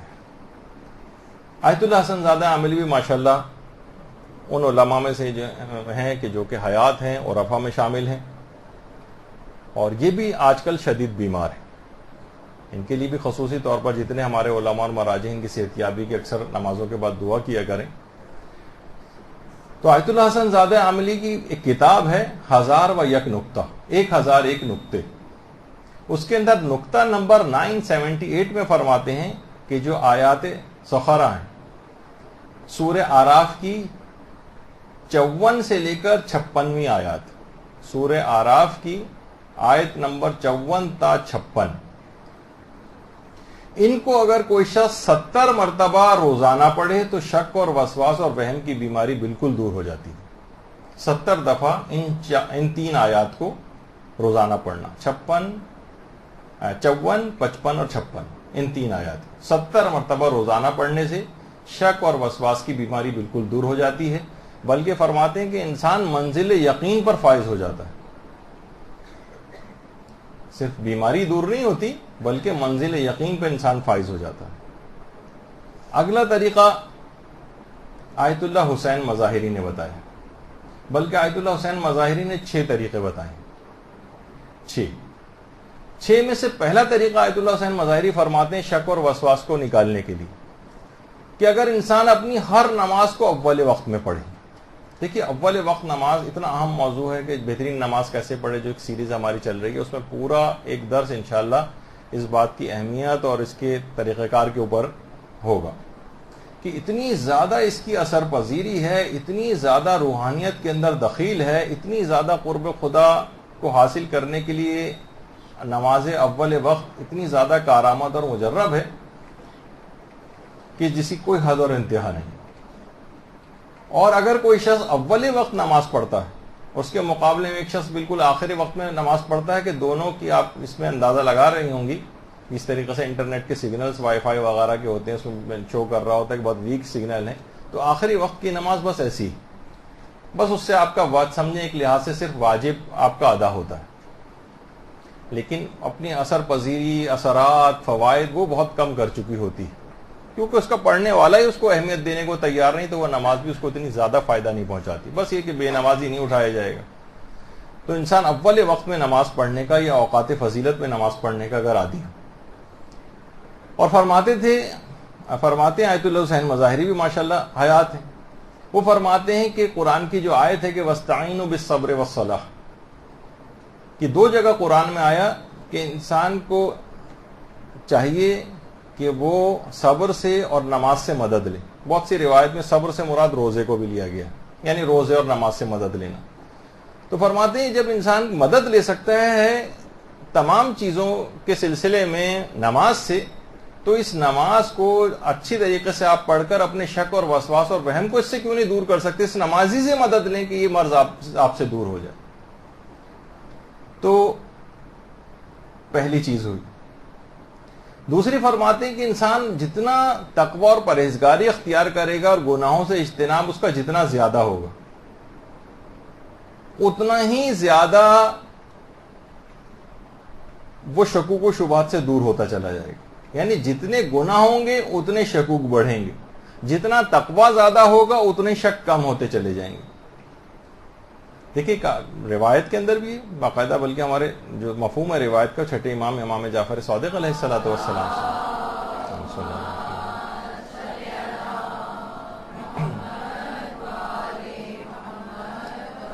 مفہوم یہ کہ اسلام سے برتر درجہ ایمان کا ہے، اور جو تقوی ہے وہ فوق ایمان ہے، اس کا درجہ ایمان سے بھی زیادہ ہے، اس کے اندر تقوی بھی آ گیا ہے.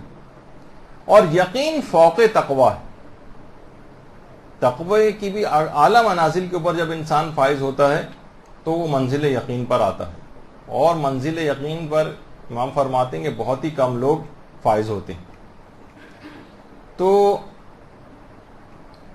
اب اس لحاظ سے دیکھیں کہ اس کو یہ جو شک کا مرض ہے نا، یہ پھر اس کو عذابوں سے بھی مشکوک کر دیتا ہے. اب اس کو عذاب قبر کے اوپر بھی شک ہوتا ہے، عذاب جہنم کے اوپر بھی شک ہوتا ہے. ویسے اس کو اجمالی طور پر اعتقاد رکھتا ہے کہ ہاں گناہ کے اوپر عذاب ہوگا، لیکن اس کے اثرات یہ بتا رہے ہیں شکوک کے کہ اب اس کو بھی شک آ گیا ہے. ورنہ اگر اس کو شک نہ ہوتا، یقین ہوتا کہ ان گناہوں کا نتیجہ یہ نکلنے والا ہے کہ مجھے یہ عذاب ملیں گے، تو کبھی یہ گناہ نہ کرتا. دیکھیے آپ کب 10ویں منزل سے نیچے چھلانگ لگاتی، آپ کو یقین ہوتا ہے کہ اگر میں نے چھلانگ لگائی تو مجھے کتنا نقصان ہوگا، میری جان جا سکتی. آج تک کبھی شک کی حالت میں بھی کسی نے کہا کہ ہو سکتا ہے کہ ہم نے سنا ہے تاریخ میں بہت سارے افراد ایسے ہیں کہ جو بچ بھی گئے ہیں، تو شک آ گیا نا، تو ٹھیک ہے چھلانگ لگا کے دیکھتے ہیں بچتے ہیں نہیں بچتے، لیکن نہیں، آپ نہیں چھلانگ لگاتی. یقین ہوتا ہے کہ نہیں ہم بچیں گے نہیں، تو اس کا اقدام کرتی نظر آتی ہیں. تو پھر یہ کیسے ممکن ہے کہ قرآن میں عذاب جہنم کی آیات دیکھنے کے باوجود بھی انسان ان گناہوں کا ارتکاب کرے؟ اس کا مطلب ہے کہ اس کا یقین کم ہے اور اس کو شک ہے ان چیزوں کے اوپر، چاہے یہ زبان سے اس کا اقرار نہ کرے اور کہے کہ نہیں میں دلی طور پر تو اعتقاد رکھتا ہوں. تو دیکھیے یہ تمام چیزیں اس طرح کی ہیں کہ اپنے یقین کو انسان کو بڑھانا چاہیے. باقاعدہ آیت اللہ دست غیب شیرازی نے کتاب یقین کے موضوع پر ان کی تقاریر کو جمع کر کے لکھی گئی ہے، وہ آئی ہے، اس میں یقین بڑھانے کے طریقے بھی ذکر ہوئے ہیں، وہ لے کر پڑھنا چاہیے. جتنا یقین بڑھے گا اتنا ہی انسان تقوی کی طرف آئے گا، جتنا گناہوں سے دور ہوگا تقوی پیدا ہوگا، اتنا یقین بڑھے گا، جتنا یقین بڑھے گا مرض شک کم ہوگا. گناہ جتنے زیادہ آپ کرتی چلی جائیں گی، مرض شک کم ہونے کے بجائے یہ بھی بڑھتا جائے گا. پھر آغا فرماتے ہیں آگے تیسرا طریقہ، یعنی تقوی کے بعد اگلا جو طریقہ وہ ہے شک سے بے اعتنائی کرنا. توجہ ہی نہ دیں. جتنا آپ شک کے پیچھے لگیں گے اتنا ہی شک پیچھے پیچھے آپ کے آئے گا، اور جتنی اس سے بے اعتنائی ہوگی اتنا ہی شک دور ہوتا چلا جائے گا. تو شک پر توجہ ہی نہ دیں بالکل. ابھی آگے بھی آغا سیستانی بھی سلسلے میں فرماتے ہیں، وہ بھی آگے چل کر آنے والا ہے. چوتھی چیز آغا حسین مظاہری فرماتے ہیں کہ وسواسی اور شکی خود سے فیصلہ نہ کرے، دوسروں سے فیصلہ لے. عرف کے پاس جائے، اپنے گھر میں کسی افراد سے، مثلا کوئی وسواسی عورت ہے، کوئی وہ جو ہے اپنے شوہر سے پوچھے کسی چیز کے متعلق نجاست اور پاکیزگی کا اسے شک ہو رہا ہے، شوہر سے پوچھ لے کہ گھر میں کسی اور فرد سے کہ یہ نجس ہوگا یا پاک ہوگا. ظاہر ہے وہ کہے گا نہیں وہی پاک ہے، بس اپنی طرف نہ جائے، وہ تو ورنہ شک میں مبتلا رہے گی. دوسروں سے فیصلہ لے لے اس متعلق، خود سے فیصلہ نہ کرے. اب یہ ضرور ہے کہ یہ بھی آگے چل کر آئے گا کہ اسی گھر کے اندر اس سے بھی بڑھ کر شکی اور وسواسی نہ بیٹھے ہوئے ہوں کبھی، تو وہ کہیں گے نہیں اس کو دوبارہ پاک کرو جاؤ. تو وہ ایک الگ ایک صورتحال ہو جائے گی. اگر اتنے شکی وسواسی ہیں, سارے مریض ہیں گھر کے اندر اس کے, تو پھر ان سے نہیں پوچھا جائے گا. لیکن عمومی طور پر وہ فرماتے ہیں کہ خود سے فیصلہ نہ کرے اور لوگوں سے پوچھ لے, عرف سے فیصلہ لے لے. تو عرف عام طور پر وہ اس وقت ان کے دماغ میں وہ شک نہیں ہوگا اور وہ کہیں گے نہیں یہ پاک ہے, اور اس کے مطابق عمل کرے. پانچویں چیز فرماتے ہیں کہ شکی و وسواسی خود کو سمجھائے بھی, تو خود کو سمجھائے. خود کو کیا سمجھانا ہے؟ وہ سمجھائے کہ دیکھیے شک اور وسواس یہ شیطان کی لائی ہوئی چیزیں. خود کو جب یہ بار بار سمجھائے گا کہ شک اور وسواس شیطان کی طرف سے ہوتا ہے, کیوں تم اپنے ہاتھ کو بار بار پاک کرو جبکہ اسلام نے اس کا حکم نہیں دیا. بار بار کو سمجھانے اور تلقین کرنے سے شک کا مرض دور ہوتا ہے.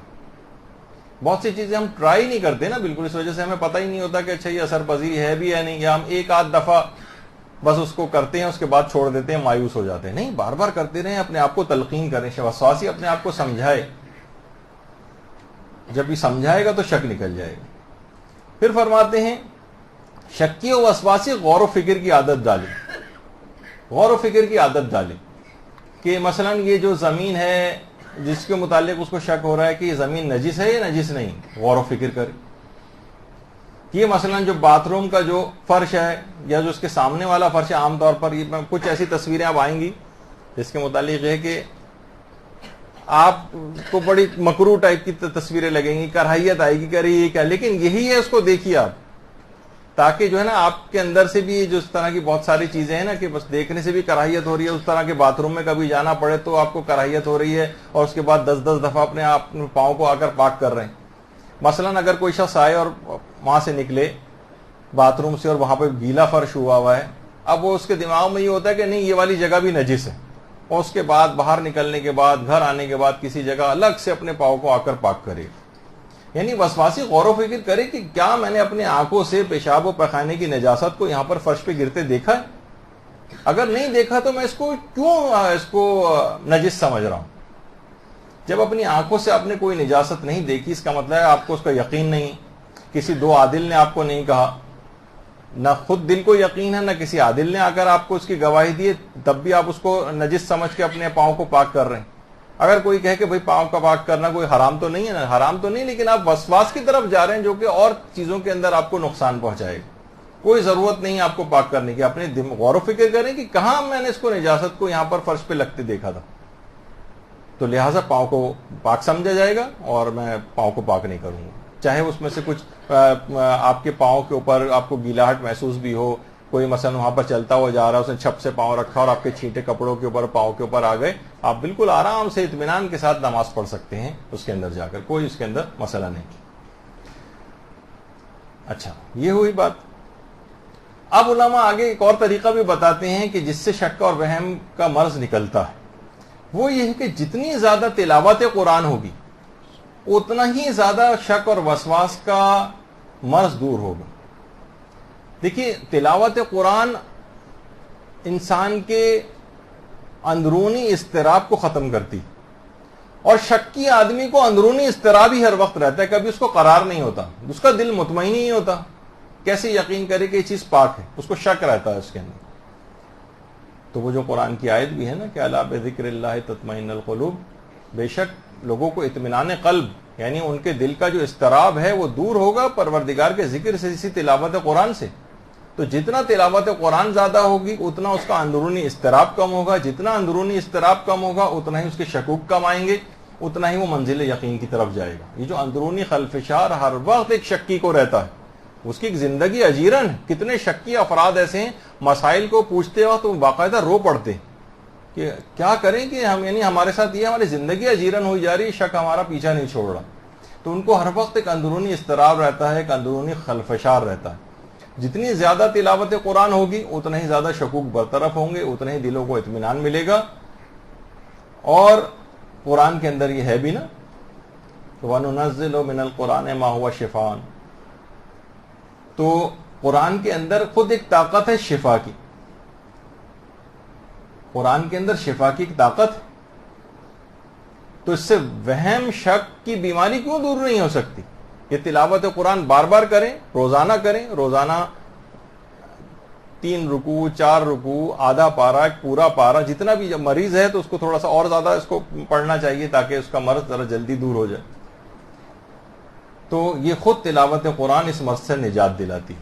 اب تلاوت قرآن مفقود ہوتی جا رہی ہے. بہت ہوا تو لوگوں نے تیر مارا تو رمضان اس کام کے لیے تھا. اب رمضان میں بھی عین افطار کے بعد جب کہ انسان ذرا کچھ عبادات اور اس طرف کرنے کی طرف ہوتا ہے کہ چلو اب روزہ بھی ختم ہو گیا, اب اطمینان سے چلیں تلاوت قرآن کر لیں, تو اس وقت وہ گیم شوز اور یہ سب کچھ ٹی وی پہ آنے لگے جو خاص طریقے سے وہ آئندہ سالوں میں اور بڑھیں گے. تو یہ چیزیں کیا ہیں کہ آپ کو تلاوت قرآن سے بھی لوگ رمضان میں بھی چلے جائیں گے آئندہ سالوں میں, یہ نظر آ رہا ہے. تو عام زندگی میں اتنا رائج کر دینا چاہیے کہ اس کے بعد رمضان میں تو الخصوص تلاوت قرآن سے انسان غافل نہ ہو. پھر علماء فرماتے ہیں ایک اور طریقہ کہ جتنا انسان کوشش کرے زیادہ تر اوقات میں باوضو رہے اتنے ہی شکوک کم ہوں گے. کیونکہ شک یہ اگر کوئی شخص بار بار وضو کرتا ہے تو بار بار وضو کرنے سے شیطان دفع ہو جاتا ہے. شیطان قریب نہیں آتا تو شکوک بھی, کیونکہ شیطان اکثر چیزوں میں شک ڈالتا ہے.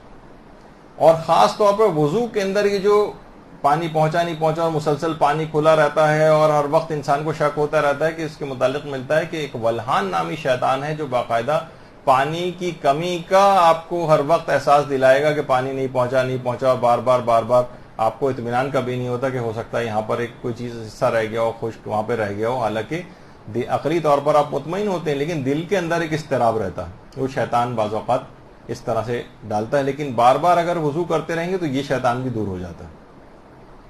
کچھ علماء فرماتے ہیں کہ کبھی کبھار شیطان سے مکالمہ بھی کرنا چاہیے. جب 1 یا 2 مرتبہ جو بھی آپ کا شرعی وظیفہ وہ آپ نے اگر پاک کر لیا, اس کے بعد بھی اگر شیطان شک ڈالے کہ ہو سکتا ہے ابھی بھی پاک نہ ہوا ہو, تو باقاعدہ شیطان سے کہے کہ اے مردود, جب اللہ اور اس کے رسول اور اس کے سچے جانشین اسے 1 یا 2 مرتبہ پاک کرنے سے پاک سمجھ رہے ہیں تو میں تیری شک کی پرواہ کیوں کروں. یعنی باقاعدہ شیطان سے مکالمہ کرے اس بات کا تو دفع ہو جائے یہاں سے, تو وہ شیطان اس وقت پھر دفع ہو جائے گا. اور کچھ لوگوں کو بار بار یہ جملے کہنے کی وجہ سے شکوک و شبہات سے نجات بھی ملی.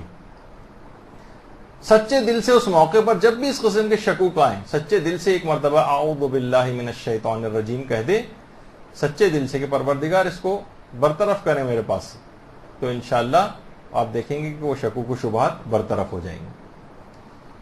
پھر کچھ علماء فرماتے ہیں کہ اس مرض سے شفا کی نیت سے باقاعدہ کہ یہ مرض مجھ سے نکل جائے. تسبیح حضرت فاطمہ الزہرا سلام اللہ علیہ صلی اللہ علیہ وسلم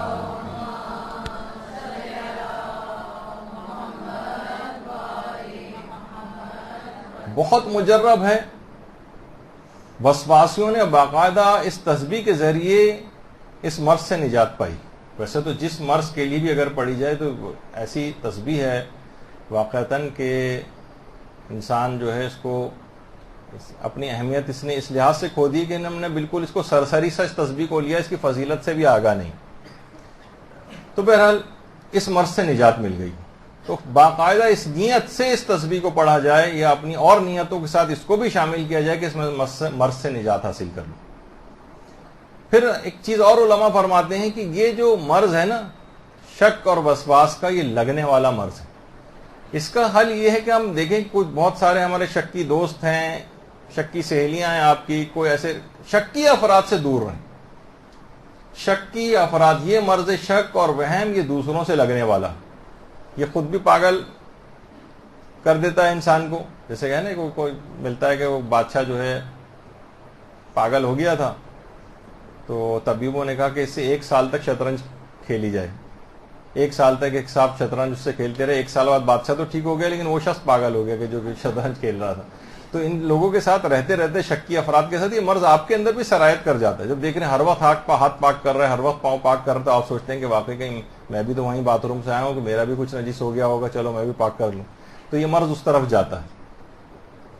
تو شکی افراد سے دور رہنا چاہیے. شکی افراد کو جسے کہا جاتا ہے نا, وہ تو اپنے سائے کے اوپر بھی شک کرتا ہے. ان کو مرض اس حد تک ہو جاتا ہے کہ وہ اپنے آپ سے بھی جو ہے اس میں بھی شک ہونے لگتا ہے ان کو. تو یہ تمام چیزیں ایسی ہیں کہ یہ ایسے افراد, یہ آپ کے اندر آپ سے ملنا جلنا ان کا ہوگا تو یہ اپنا مرض آپ کے اندر لے جاتے ہیں. اب آپ کے بھی دماغ میں بھی ہر وقت ہاتھ کو پاک کرنا اور یہ سب کچھ آتا رہے گا تو یہ اس انداز سے ہوتا ہے. تو یہ ہاتھوں کو خاص طور پر ہر وقت دھونا، ہر وقت اس کو پاک کرنا، یہ عام طور پر دیکھنے میں آتا ہے کہ گھر میں کسی نہ کسی فرد کو ہوتا ہے، اس سے دوسرے کو لگتا ہے. تو شروع سے اس کا دفعہ کرنا چاہیے. آغا سیستانی بھی یہ بات فرماتے ہیں کہ دیکھیے شیطان کا کام جو ہے یہ وسوسہ ڈالنا ہے، یہ آپ کو مجبور نہیں کر سکتا. یہ بات دماغ میں رہے کہ شیطان کسی بھی کام کے لیے آپ کو مجبور نہیں کر سکتا، اس کا کام صرف وسوسہ ڈالنا. اور قرآن کی آیت بھی ہے اِنَّ کَیْدَ الشَّیطَانِ کَانَ ضَعِیفًا، شیطان کے جو مکر و فریب ہیں یہ بہت ہی کمزور ہے. یعنی انسان بہت آسانی کے ساتھ، نہ جانے لوگوں نے شیطان کے سامنے اتنی آسانی کے ساتھ ہتھیار کیسے ڈال دی. قرآن کی آیت ہے کہ اس کے مکر و فریب بہت کمزور ہیں. یعنی جتنا آپ اس کے شکوک و شبہات کو اس کے اہمیت دیتے جائیں گے گویا آپ اس کو مضبوط کر رہے ہیں. آغا سیستانی فرماتے ہیں پھر ایک فتوے میں کہ طویل مدت تک اگر آپ شک پر توجہ نہ دیں تو آپ دیکھیں گے کہ بہت ہی جلد عرصے میں اپنے الفاظ میں کہہ رہا ہوں کہ آپ دیکھیں گے مہینے 2 مہینے کے اندر اندر یہ مرض بالکل ختم ہو جائے گا. آغا سیستانی فرماتے ہیں کہ طویل عرصے تک اگر اس شک کے تقاضے کے اوپر عمل نہ کیا جائے، یعنی جو وسوسہ آ رہا ہے، شک آ رہا ہے، طویل عرصے تک اس کے مطابق عمل نہ کریں. آپ بس آپ اپنا شرعی فریضہ پورا کر لیں خالی، اور اس کے بعد پھر اب جو شک اور وسوسہ ہے بالکل بے اعتنائی، جیسے میں نے کہا تھا نا اس سے پہلے کہ بالکل اس پر توجہ ہی نہ دیں. لاکھ دل کہے کہ تمہیں پاؤں پاک کرنے چاہیے، ہاتھ پاک کرنا چاہیے، اپنے قوت ارادی کو کام میں لائیں، نہیں پاک کریں تو بہت ہی جلد یہ اس مرض سے چھٹکارا مل سکتا ہے. پھر اگلا طریقہ علماء بتاتے ہیں کہ شکی افراد ہر مہینے میں 3 روزے رکھیں. ایک طریقہ یہ بھی، ہر مہینے میں 3 روزے رکھنا، اس سے شک اور وسواس کی بیماری بالکل ختم ہو جاتی. دیکھیے حدیث کے اندر بھی ملتا ہے کہ روزہ رکھو اور صحت پاؤ، تو یہ تو مرض ہے نا شک اور وسواس کا، اس سے بھی اس میں صحت اس کو ملے گی.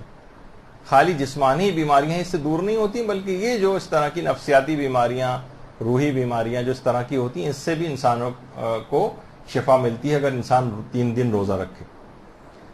تو اگر کوئی شخص یہ 3 دن روزہ رکھے تو وسواسیوں کو، اپنے شکوک ان کے سارے دور ہو جاتے ہیں. اور ہمارے چھٹے امام جعفر صادق علیہ الصلوۃ والسلام فرماتے ہیں صلی اللہ علیہ وسلم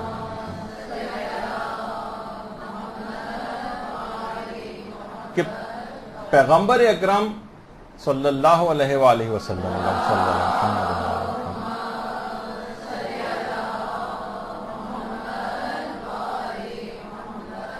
پیغمبر اکرم ہر ماہ کی پہلی اور آخری جمعرات کو اور درمیانے ماہ میں بدھ کے دن روزہ رکھا کرتے تھے.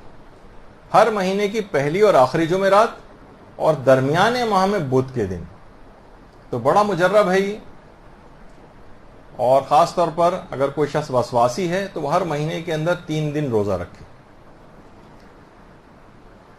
اگلا طریقہ وہ ہے بہار الانوار میں، اس کی جلد نمبر 76 میں ہمارے چھٹے امام جعفر صادق علیہ الصلوۃ والسلام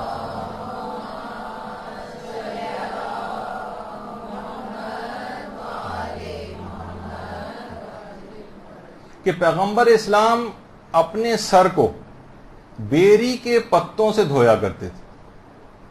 اور امام فرماتے ہیں جو بھی ایک مرتبہ بھی ایسا کرتا ہے تو 7 روز تک وسوسہ شیطانی اس سے دور ہو جاتا. 7 روز تک وسوسہ شیطانی اس سے دور ہو جائے گا.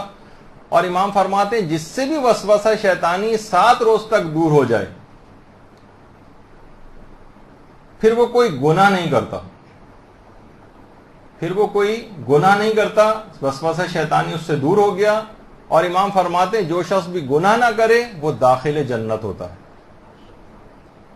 یعنی باقاعدہ پیغمبر اسلام بیری کے پتوں سے اپنے سر کو دھویا کرتے تھے. یعنی بیری کے پتوں کو مسل کے اس کسی بالٹی پانی کے اندر اس کو ملا دیں. اور اب تو بیری کے پتوں کا سفوف بھی دستیاب ہے. عام طور پر ہوتا ہے اس کا خود ایک پاؤڈر ٹائپ کا اس کا بنا لیں اور اس کے بعد اس کو پانی کے اندر ملا کے اس سے اپنے سر کو دھویں. تو وسوسہ شیطانی 7 روز تک دور ہو جائے گا. 7 روز تک جس سے وسوسہ شیطانی دور ہوگا وہ کوئی گناہ نہیں کرے گا. گناہ نہیں کرے گا تو انشاءاللہ داخل جنت ہوگا. اور اس کے اندر ایک خصوصیت اور بھی ہے کہ یہ غم اور ڈپریشن کا جو مرض ہے یہ بھی دور کرتا ہے باقاعدہ.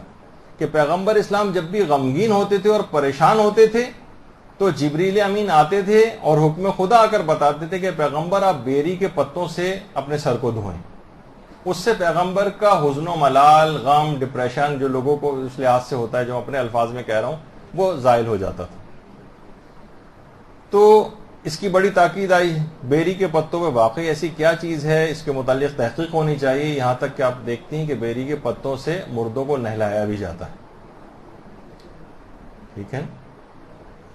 تو 3 جو غسل ہیں اس کے اندر سے ایک بیری کے پتوں کا غسل بھی، اور یہ واجبات میں سے. تو حتیٰ کہ ایک اگر اتنی دستیاب نہ ہو تو اتنی زیادہ نہ ہو کہ وہ پانی مضاف ہو جائے، لیکن جتنی بھی ہو سکے، جتنی کم سے کم مقدار بھی مل سکے اس کو استعمال کرنا چاہیے غسل میں. تو ایک تو ہو گئی یہ چیز. پھر اس کے بعد کچھ کھانے کی چیزیں ایسی ہیں کہ جس سے شک اور وسواس دور ہوتے ہیں. ان میں ایک سر فہرست ہے انار. یہ بھی ہمارے چھٹے امام جعفر صادق علیہ الصلوۃ والسلام فرماتے ہیں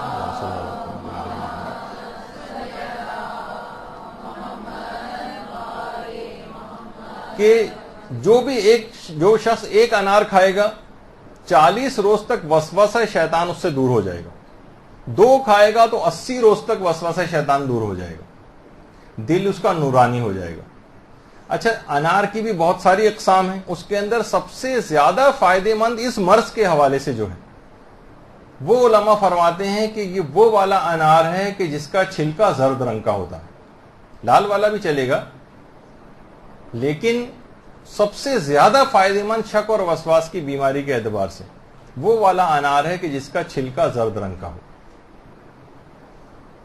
اچھا، پھر اس کے بعد کھانے ہی والی ہی چیزوں میں انار کے بعد سیب کا تذکرہ ہمارے 7ویں امام موسی کاظم علیہ الصلوۃ والسلام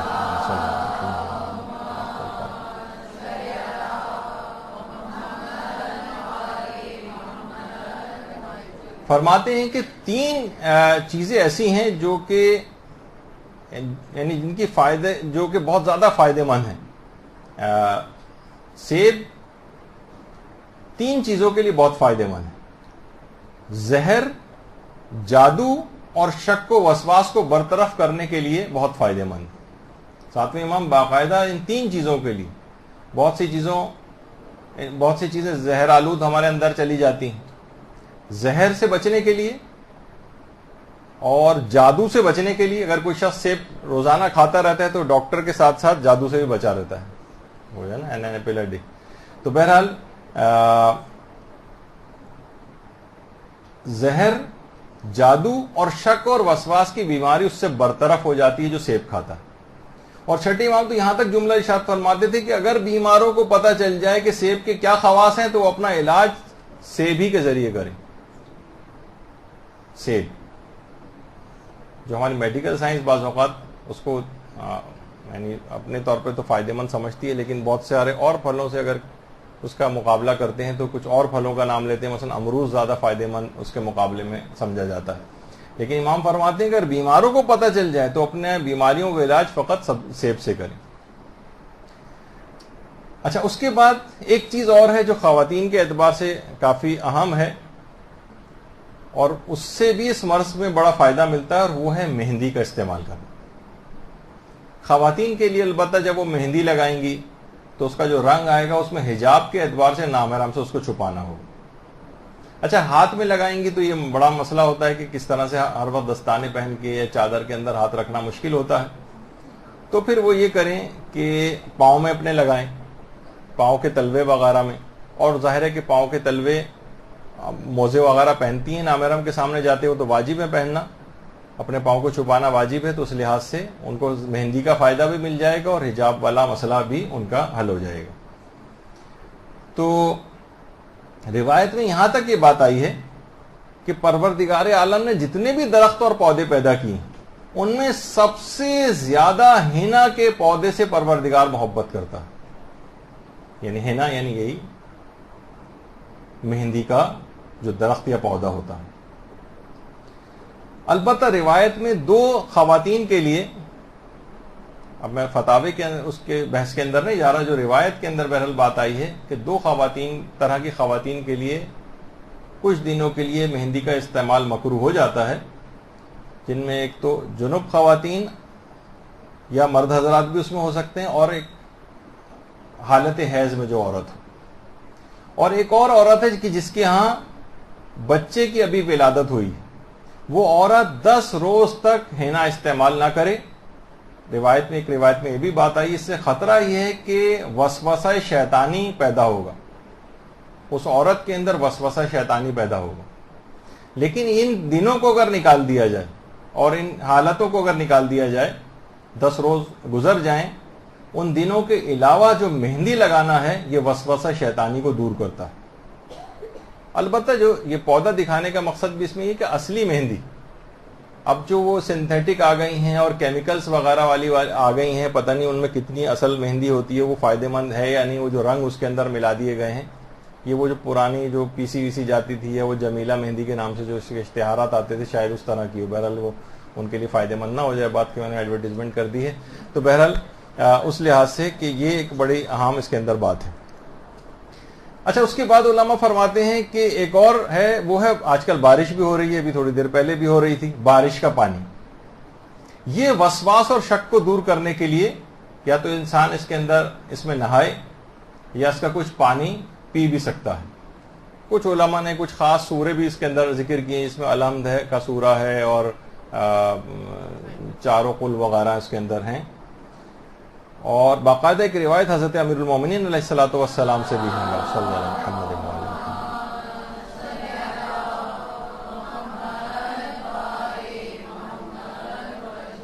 اور جس میں امام نے فرمایا کہ بارش کا جو پانی ہے تمام دردوں کی دوا ہے.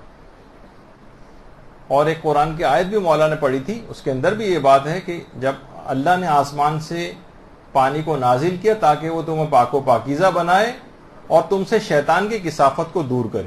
اس کا مطلب ہے کہ وسوسہ شیطانی بھی اس سے دور ہوتا ہے، بارش کے پانی سے.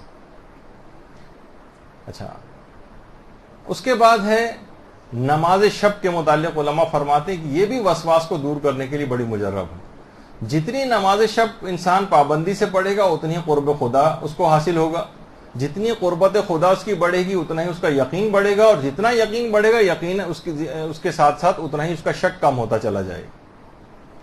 نماز شب دلوں کو بھی نورانیت عطا کرتی ہے، گناہوں سے انسان کو دور رکھتی ہے، بیماریوں سے بچاتی ہے، جس کے اندر سے خود یہ کہ شک اور وسواس اور وہم کی بیماری بھی ہے. بینائی سے انسان کی تیز ہوتی ہے اور ڈپریشن اور غموں سے دور ہوتا ہے. شیطان اس نماز شب کو پڑھتے جب دیکھتا ہے تو انتہائی غمگین ہو جاتا ہے. مومن کا اسلحہ شمار کی گئی تو شیطان سے جس سے مقابلہ کر سکتا ہے وہ نماز شب کے ذریعے. تو یہ وسوسہ شیطانی دور ہو جائے گا جتنا نماز شب کا پابند ہوگا. تو 11 رکعت، ورنہ جتنی بھی رکعت پڑھ سکے، 3 رکعتیں پڑھ سکے، کم سے کم 1 رکعت تو پڑھ لے، کچھ نہ کچھ فائدہ اس کو ضرور ملے گا. اپنے آپ کو ابتداء عادی بنائے، کم رکعت سے ابتدا کرے اور پھر مکمل 11 رکعت تک جائے. پھر علماء فرماتے ہیں کہ چاروں قل اس کے اندر پڑھنا یہ بھی بہت مجرب ہے. بچوں کو بچپن ہی سے سونے سے پہلے لازمی قرار دلوانا چاہیے کہ وہ چاروں قل پڑھ کر سوئیں، چاروں قل پڑھ کر جو ہے وہ گھر سے باہر جائیں، اسکول وغیرہ جائیں، تاکہ شیاطین اس دوران ان کو تنگ نہ کر سکیں اور یہ وسوسہ اور شک اور وہم کی بیماری بھی بچپن سے پیدا نہ ہو. کچھ بچے بھی ایسے آنے لگیں گے جن کو یہ والی بیماری ہونے لگی کہ فلاں کے ہاتھ کا نہیں کھاتا ہے، یہ فلاں کے ہاتھ کی بنی ہوئی کوئی چیز نہیں پیتا ہے، یا ماسی کے ہاتھ اگر کسی چیز جگہ پہ لگ جائے تو اس سے یعنی ہر چیز میں بچوں کو بھی ابھی شک آنے لگے. تو ان کو ابتدا ہی سے یہ چاروں قل وغیرہ یہ پڑھنے کی ان کو عادت ڈالنی چاہیے. 7ویں ہمارے چوتھے امام ہیں امام زین العابدین علیہ الصلوۃ والسلام. اللہ صلی اللہ علیہ وسلم.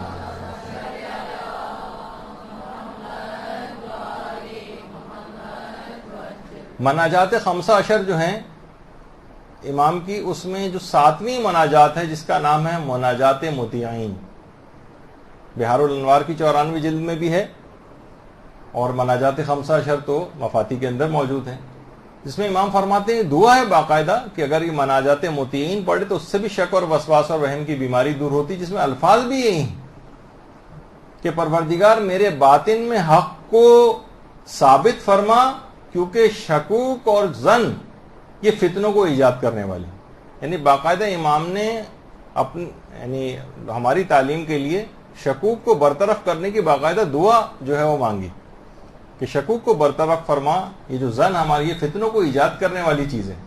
تو مناجات مطیعین جو کوئی زیادہ بڑی مناجات نہیں ہے، اس کو بھی اس میں جاری رکھنا چاہیے۔ اور ایک ذکر اور ہے کہ جو کہ اس پہ اگر مداومت ہو جائے، ایک تو اس کا پہلا پارٹ خود ہی لا حول ولا قوت الا باللہ، وہ تو آپ نے ابھی حوقلہ وہ سنا بھی کہ یہ بہت مجرب ہے، اس کو بھی اگر اس دعا کے ساتھ ملا دیں، اصل دعا توکلت علی الحی الذی لا یموت سے شروع ہوتی ہے، آپ کو جو تعقیبات نماز ہیں اس کے اندر تعقیبات نماز میں بھی یہ والی دعا مل جائے گی۔ تو اس میں وکبرہ تکبیرہ تک یہ باقاعدہ جو دعا ہے یہ ابو حمزہ صومالی نے روایت کی، اور چھٹے امام یہ فرماتے ہیں کہ رسول اسلام کے پاس ایک شخص شکایت کے لے کر آیا، درود بھیجیے محمد صلی اللہ علیہ وسلم۔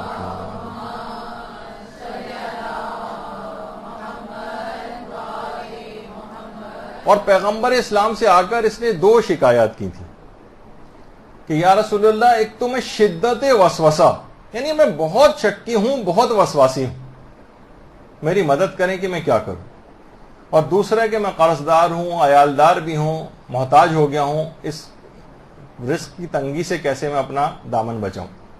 پیغمبر اسلام نے انہی کلمات کے متعلق کہا جو توکلت علی الحی الذی لا یموت سے شروع ہوتے ہیں، لیکن لا حول ولا قوت الا باللہ بھی ساتھ ملا لیں تو اور فائدہ مند ہو جائے گا۔ کہا کہ اصول کافی کی 2 جلد کے اندر باقاعدہ روایت موجود ہے، پیغمبر نے کہا کہ اس دعا کی کثرت کے ساتھ تکرار کرو، اس کو بار بار پڑھو، یہ تمہارے دونوں پرابلمز جو ہیں یہ اس سے سالو ہو جائیں گے، یعنی تمہارا شک اور وسواس اور وہم کا مرض بھی اس دعا کو پڑھنے سے جاتا رہے گا، اور رزق کے اندر جو تنگی آئی ہوئی ہے وہ بھی اس سے دور ہو جائے گی۔ یہ اکثر جگہوں کے اوپر شک اور وسواس کے لحاظ سے تو اتنی نقل نہیں ہوتی ہے، لیکن وسعت رزق کے لیے مجرب دعاؤں کے اندر اس کا الگ سے اس انداز سے تذکرہ آ جاتا ہے۔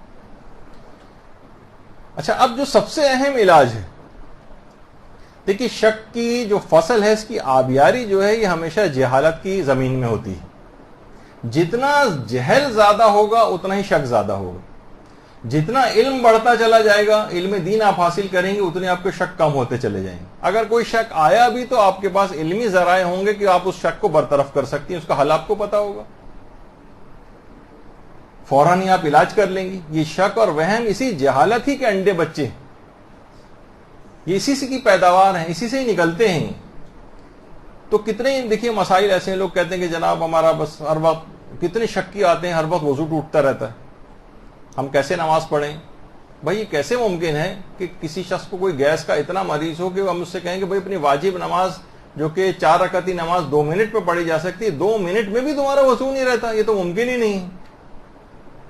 اکثر تو میں نے وسواسیوں کو مذاق میں کہا بھی کہ اتنی گیس کا پرابلم اگر اتنے سارے افراد کو، تو پاکستان کا تو یہ والا کرائسس ختم ہی ہو جانا چاہیے یہاں، جو گیس کے ہر وقت یہاں پر لوڈ شیڈنگ اور سب ہوتی رہتی۔ خیر، تو 1-2 منٹ بھی وضو رہنا ممکن نہیں، یہ کیسا، اس کے وہم، یہ صرف وہم ہے، اس کا کوئی اس پہ توجہ نہیں کرنی چاہیے۔ باقاعدہ روایت کے اندر یہ کہ شیطان ایسی آوازیں نکالتا ہے جس سے وہ سمجھتا ہے کہ میرا وضو ٹوٹ گیا۔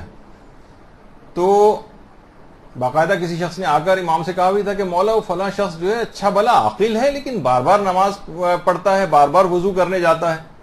تو امام نے فرمایا وہ کب عاقل ہے؟ وہ جبکہ وہ شیطان کی پیروی کرتا ہے۔ شیطان کی پیروی کرنے والا کبھی عاقل تھوڑی ہو سکتا ہے۔ باقاعدہ اس کو روایت کے اندر نفق الشیطان بھی کہا گیا،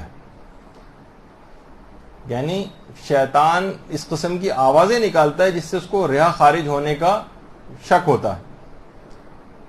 جب تک اس کو یقین نہ ہو کہ میرا وضو ٹوٹ گیا تب تک وضو کو باقی سمجھے۔ ایسے افراد کے لیے زیادہ بہتر ہے کہ اپنی نمازوں کو مختصر بھی پڑھیں، 2 منٹ کے اندر صرف واجبات پہ اکتفا کریں، اس میں شک اتنا نہیں ہوگا، اور فوراً بس اس نماز کو گزار لیں. اچھا اسی طریقے سے بہت سارے افراد ہیں وضو غسل کے اندر پانی کو بہانے کا کہ پانی پہنچا نہیں پہنچا غسل کیے چلے جا رہے ہیں. وضو کے اندر دیکھیے وہ میں پہلی دفعہ بھی بات آئی تھی کہ وضو کے لیے مستحبات میں سے ہے کہ پانی ایک مد ہو یعنی 3 پاؤ, اور غسل کے لیے پانی 1 سا ہو یعنی 3 کلو یا 3 لیٹر کے برابر, یعنی اس کے کم و بیش آگے پیچھے. تو باقاعدہ علماء اس کی پریکٹس, محسن قراتی نے باقاعدہ ایک درس کے اندر گلاس جو کہ آدھے سے بھی کم بھرا ہوا تھا کہا اس میں بھی اکثر مستحبات کے ساتھ وضو کرنا ممکن. لوگ کہیں گے بھائی کیسے ممکن ہے, خود ہمارے استاد محترم کہتے ہیں میں 3 گلاس پانی سے جو غسل کر کے دکھا سکتا ہوں کسی کو. تو بہرحال یعنی مقصد کہنے کا یہ کہ ہم بہت ہی زیادہ اسراف و شک اور وسواس کی بنا پر پانی اسراف کے اندر بہت زیادہ خرچ کرتے ہیں. تو دیکھیے علماء یہ بھی بات بیان فرماتے ہیں کہ دیکھیے پیغمبر اکرم 1 سا پانی سے غسل کیا کرتے تھے, یعنی جو مستحبات ہیں پیغمبر اس پہ بھی عمل کرتے ہوں گے اور خود غسل کے مستحبات پہ بھی عمل کرتے ہوں گے جس میں ہر عضو کو 3 مرتبہ دھونا بھی. تو اس کا مطلب یہ ہے کہ ممکن ہے نا کہ پیغمبر اتنا زیادہ کہ جب مستحبات پہ بھی عمل کر رہے ہیں اور وضو میں یہ بھی مستحب ہے کہ پانی 1 سا ہو یعنی 3 لیٹر ہو, تو 3 لیٹر پانی کے اندر پیغمبر 3 مرتبہ بھی عضو کو دھوتے ہوں گے. علماء نے کہا کہ جب میں مستحبات پر عمل کرتے تھے. تو علماء جب بھی کوشش یہ کرتے ہیں, اکثر ہم نے علماء کو دیکھا کہ باقاعدہ پورا نل کھول کر پانی مسلسل بہ رہا ہے اس طرح سے کبھی وضو نہیں کرتے. عام طور پہ کوئی نہ کوئی برتن میں انسان کرے تو کم سے کم پانی خرچ ہوتا ہے. آغا خوئی کو بھی اگر امام خمینی آپ نے دیکھے, اب آغا خوئی وہ بھی برتن رکھ کر اس انداز سے وضو کیا کرتے تھے تاکہ پانی میں اسراف نہ ہو اور اس میں کوئی شک اور وسواس اور وہم بھی جو ہے نہ آئے. اچھا بہت سارے افراد کہتے ہیں کہ جناب یہ تو ہم ناپیں کیسے, تو انہوں نے خود اس کے اندر 3 لیٹر پانی لے کے اور اس کے اوپر شاور کی جگہ کے اوپر لگایا کہ اس سے جناب اتنے بھی یہ بھی وسوسے کی طرف چلا جائے گا معاملہ کہ اتنی زیادہ آپ کو وہاں پہ کوئی ناپ تول کا اشاری نظام رکھ کے ترازو رکھا ہوا ہے اس میں 3 کلو آپ ناپ رہے ہیں 3 لیٹر ناپ رہے ہیں, اس کی کوئی کرنے کی ضرورت نہیں ہے. بس ایک اندازہ ہو کہ زیادہ پانی اس میں خرچ نہ ہو, اور یہ بالٹی ہے اس سے اگر انسان نہا رہا ہے تو اس میں بھی اندازہ کر سکتا ہے, اور اگر شاور وغیرہ سے بھی نہا رہا ہے تو ایک اندازہ. بس یہ کہ اسراف کی حد تک کہ جو کھلا رہتا ہے بالکل اور پوری ٹنکی اس میں ختم ہو جاتی ہے, یہ والی چیز نہ کریں. اچھا کبھی اس انداز سے اس کے غسل کے درمیان زیادہ پانی خرچ کرنے کا کہ پانی نہیں پہنچا تو تب بھی اعوذ باللہ من الشیطان الرجیم پڑھے تاکہ دفیہ ہو اس کا, اور اس دوران بھی کوئی اس کو شک اور وسوسہ نہ آئے. اچھا اب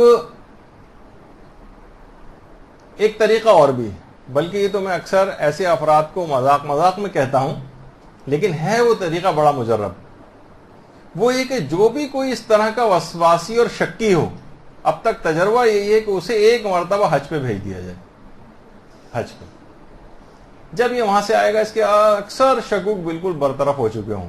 اب یہ جب وہاں پہ باتھ روم جائے گا مینا میں جو بنے ہوئے ہیں, ابھی کچھ تصویریں دیکھیں ایسی آئیں گی اور میں چاہوں گا کہ آپ یہ دیکھیں تاکہ وہی پھر وہ کہ وسوسہ شک اور اس طرف سے نکل جائیں کہ ہر وقت بس انسان جو ہے, عورتوں کی آپ وہاں دیکھیں اس لحاظ سے کتنی لائن لگی ہوتی ہے اور وہاں پہ کس طرح سے پوری دنیا سے لوگ آئے ہوتے ہیں اور کتنی گندگیاں ان باتھ رومز کے اندر جو ہوتی ہیں.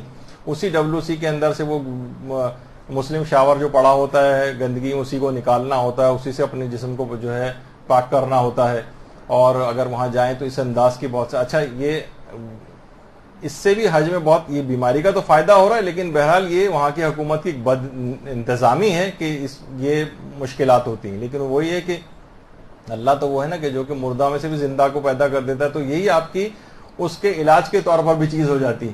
تو یہ تمام چیزیں ایسی ہیں کہ اسی جگہ پہ کئی افراد کھڑے وضو کر رہے ہیں اور چھپ پانی جو ادھر سے ادھر مار رہے ہیں, وہیں سے باتھ روم سے پاؤں لے کے نکلے تھے اور وہی پاؤں آپ کے جسم کے اوپر بھی وضو کے درمیان آ رہا ہے, تو سارے شکوک ختم ہو جاتے ہیں کیونکہ اس کے علاوہ کوئی چارہ کاری نہیں ہوتا. نمازیں پڑھنا ہے, ویسے ہی آپ نے سب کچھ کرنا ہے انہی گندگی کے اندر رہتے ہوئے. تو ایک دفعہ بھی انسان حج کر کے آ جائے تو ساری چیزوں سے اس کو اطمینان ہو جاتا ہے, اور اس کے بعد پھر اس کو وہم اور شک اس انداز کے بہت کم آتے ہیں. اور دیکھیے بہت سارے ایسے قوانین بھی ہیں, روایات کے اندر بھی یہ چیز آئی ہے کہ یقین کبھی شک سے نہیں ٹوٹتا. لا تنقض الیقین بالشک,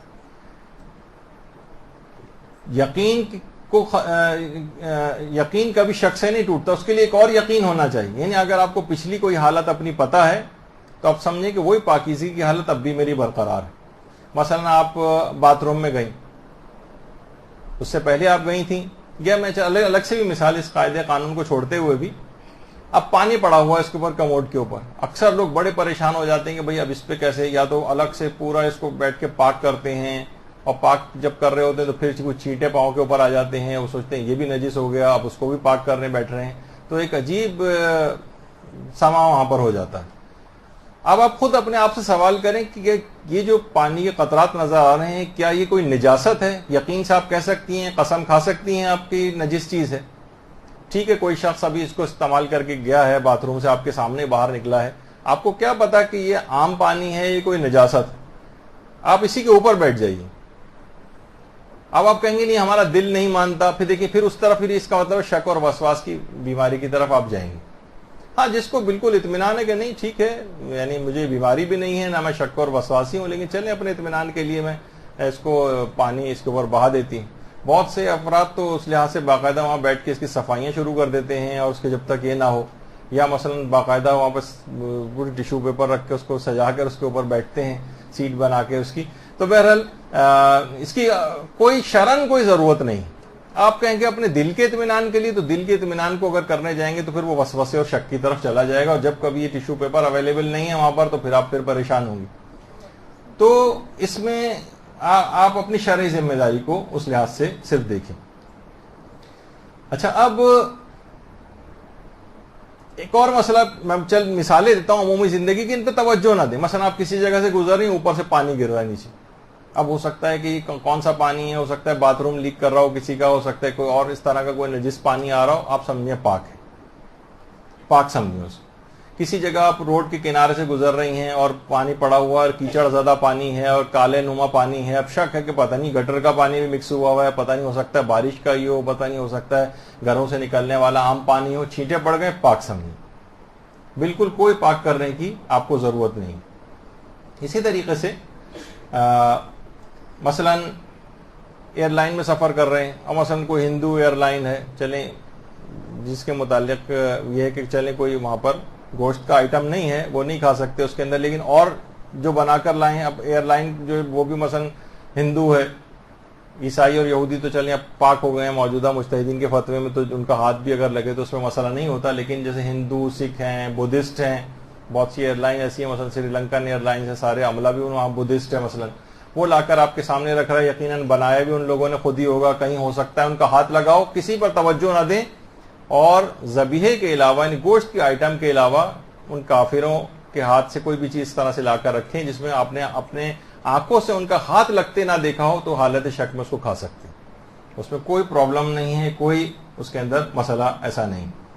مثلا آپ کسی جگہ کا بیسن استعمال، اکثر لوگ سوالات پوچھتے ہیں آفس میں مثلا ہندو بھی ہیں اور اس قسم کے افراد بھی ہیں، اب کیا ہے کہ وہ ابھی بیسن کو استعمال کر کے آیا ہے، وہاں پہ پانی وغیرہ پڑا ہوا ہے، اور اس واش بیسن کا جو مثلا نل ہے اس کے اوپر بھی پانی لگا ہوا ہے، یقیناً اس کا ہاتھ بھی اس پہ لگا ہوا، آپ نے کچھ آنکھوں سے نہیں دیکھا ہے، ٹھیک ہے کچھ گیلاہٹ آپ کو نظر آ رہی ہے، لیکن آپ کو نہیں پتا، اپنی آنکھوں سے نہیں دیکھا، 100% یقین کے ساتھ نہیں کہہ سکتے پانی اس کے ہاتھ سے ٹکرا کر یہاں لگا ہوگا، دل کو ہو رہا ہوتا ہے کہ 90% کہ ہوا ایسا ہی ہوگا، لیکن اس میں بھی اسلام کہتا ہے کہ ہم آپ کو شک کا فائدہ دیتے ہیں اور آپ اس کو پاک سمجھیں، اور کوئی پاک کر کے، بہت سے لوگ باقاعدہ نلوں کو پاک کرتے ہیں، بیسن کے اندرونی حصے کو پاک کرتے ہیں، اس کی کوئی ضرورت نہیں۔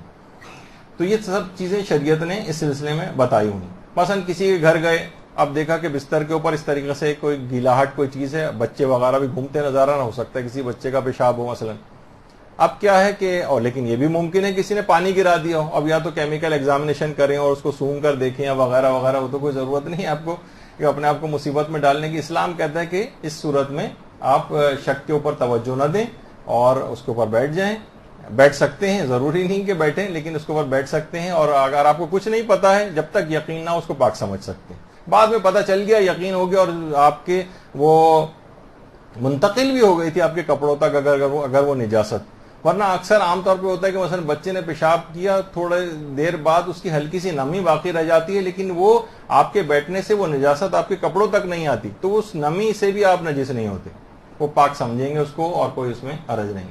کتنے افراد ایسے ہیں جو لوگوں کے گھروں میں جاتے ہیں اور ان کو کہتے ہیں کہ جناب ہمیں شک ہوتا ہے کہ ان کی کمائی حرام کی تو نہیں، بہت سے افراد کہتے ہیں ان کی جاب ایسی ہے، تو نہیں، کہ جو کھانا بھی آپ کے سامنے چائے یا کھانے کی کوئی چیز لا کے رکھیں وہ بھی آپ کھا سکتے ہیں, آپ پہ کوئی مسئلہ نہیں. بہت سے لوگ کہتے ہیں کہ جناب پتہ نہیں وہ خمس دیتا ہے یا خمس نہیں دیتا, ایسا نہ ہو کہ اس کا مال اس انداز سے خمس نہ نکالنے کی وجہ سے حرام ہمارے اندر چلا جائے. نہیں, آپ اس کی تمام چیزیں استعمال کر سکتے ہیں.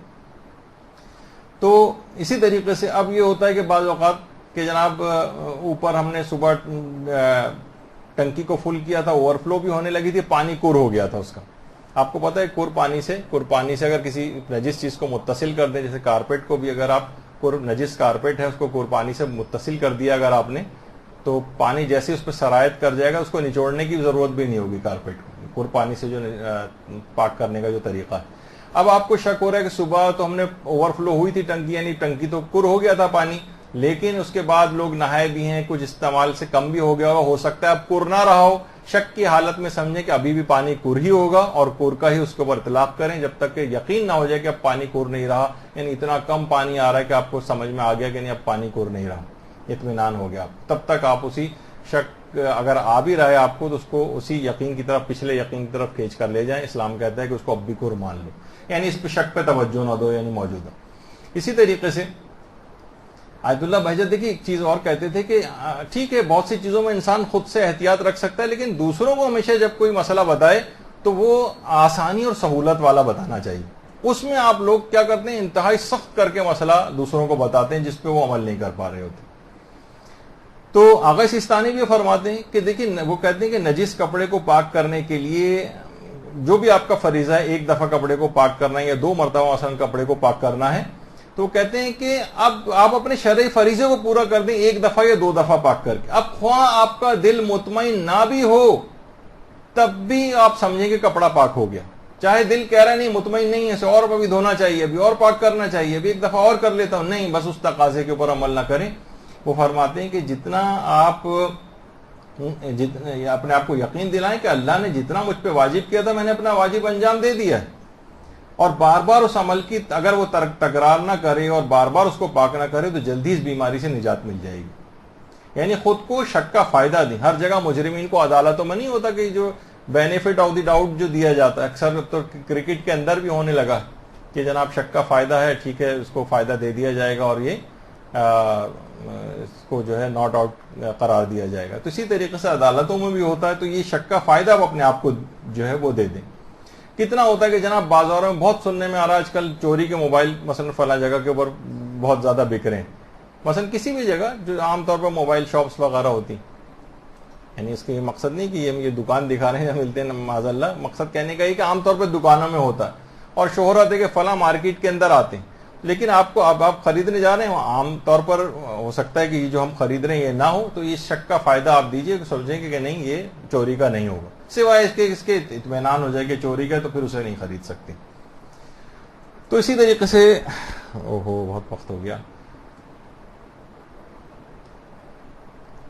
نمازوں کے سلسلے میں بھی ہے, لیکن اب اتنا کیونکہ وقت نہیں رہا ہے تو ایک لحاظ سے کچھ ہماری بات ابھی نامکمل رہ گئی, کیونکہ دوسرا اس میں لیکچر مولانا محترم آ گئے ہوں گے, تو اس حد تک ہم فی الحال اس کو آج روک رہے ہیں.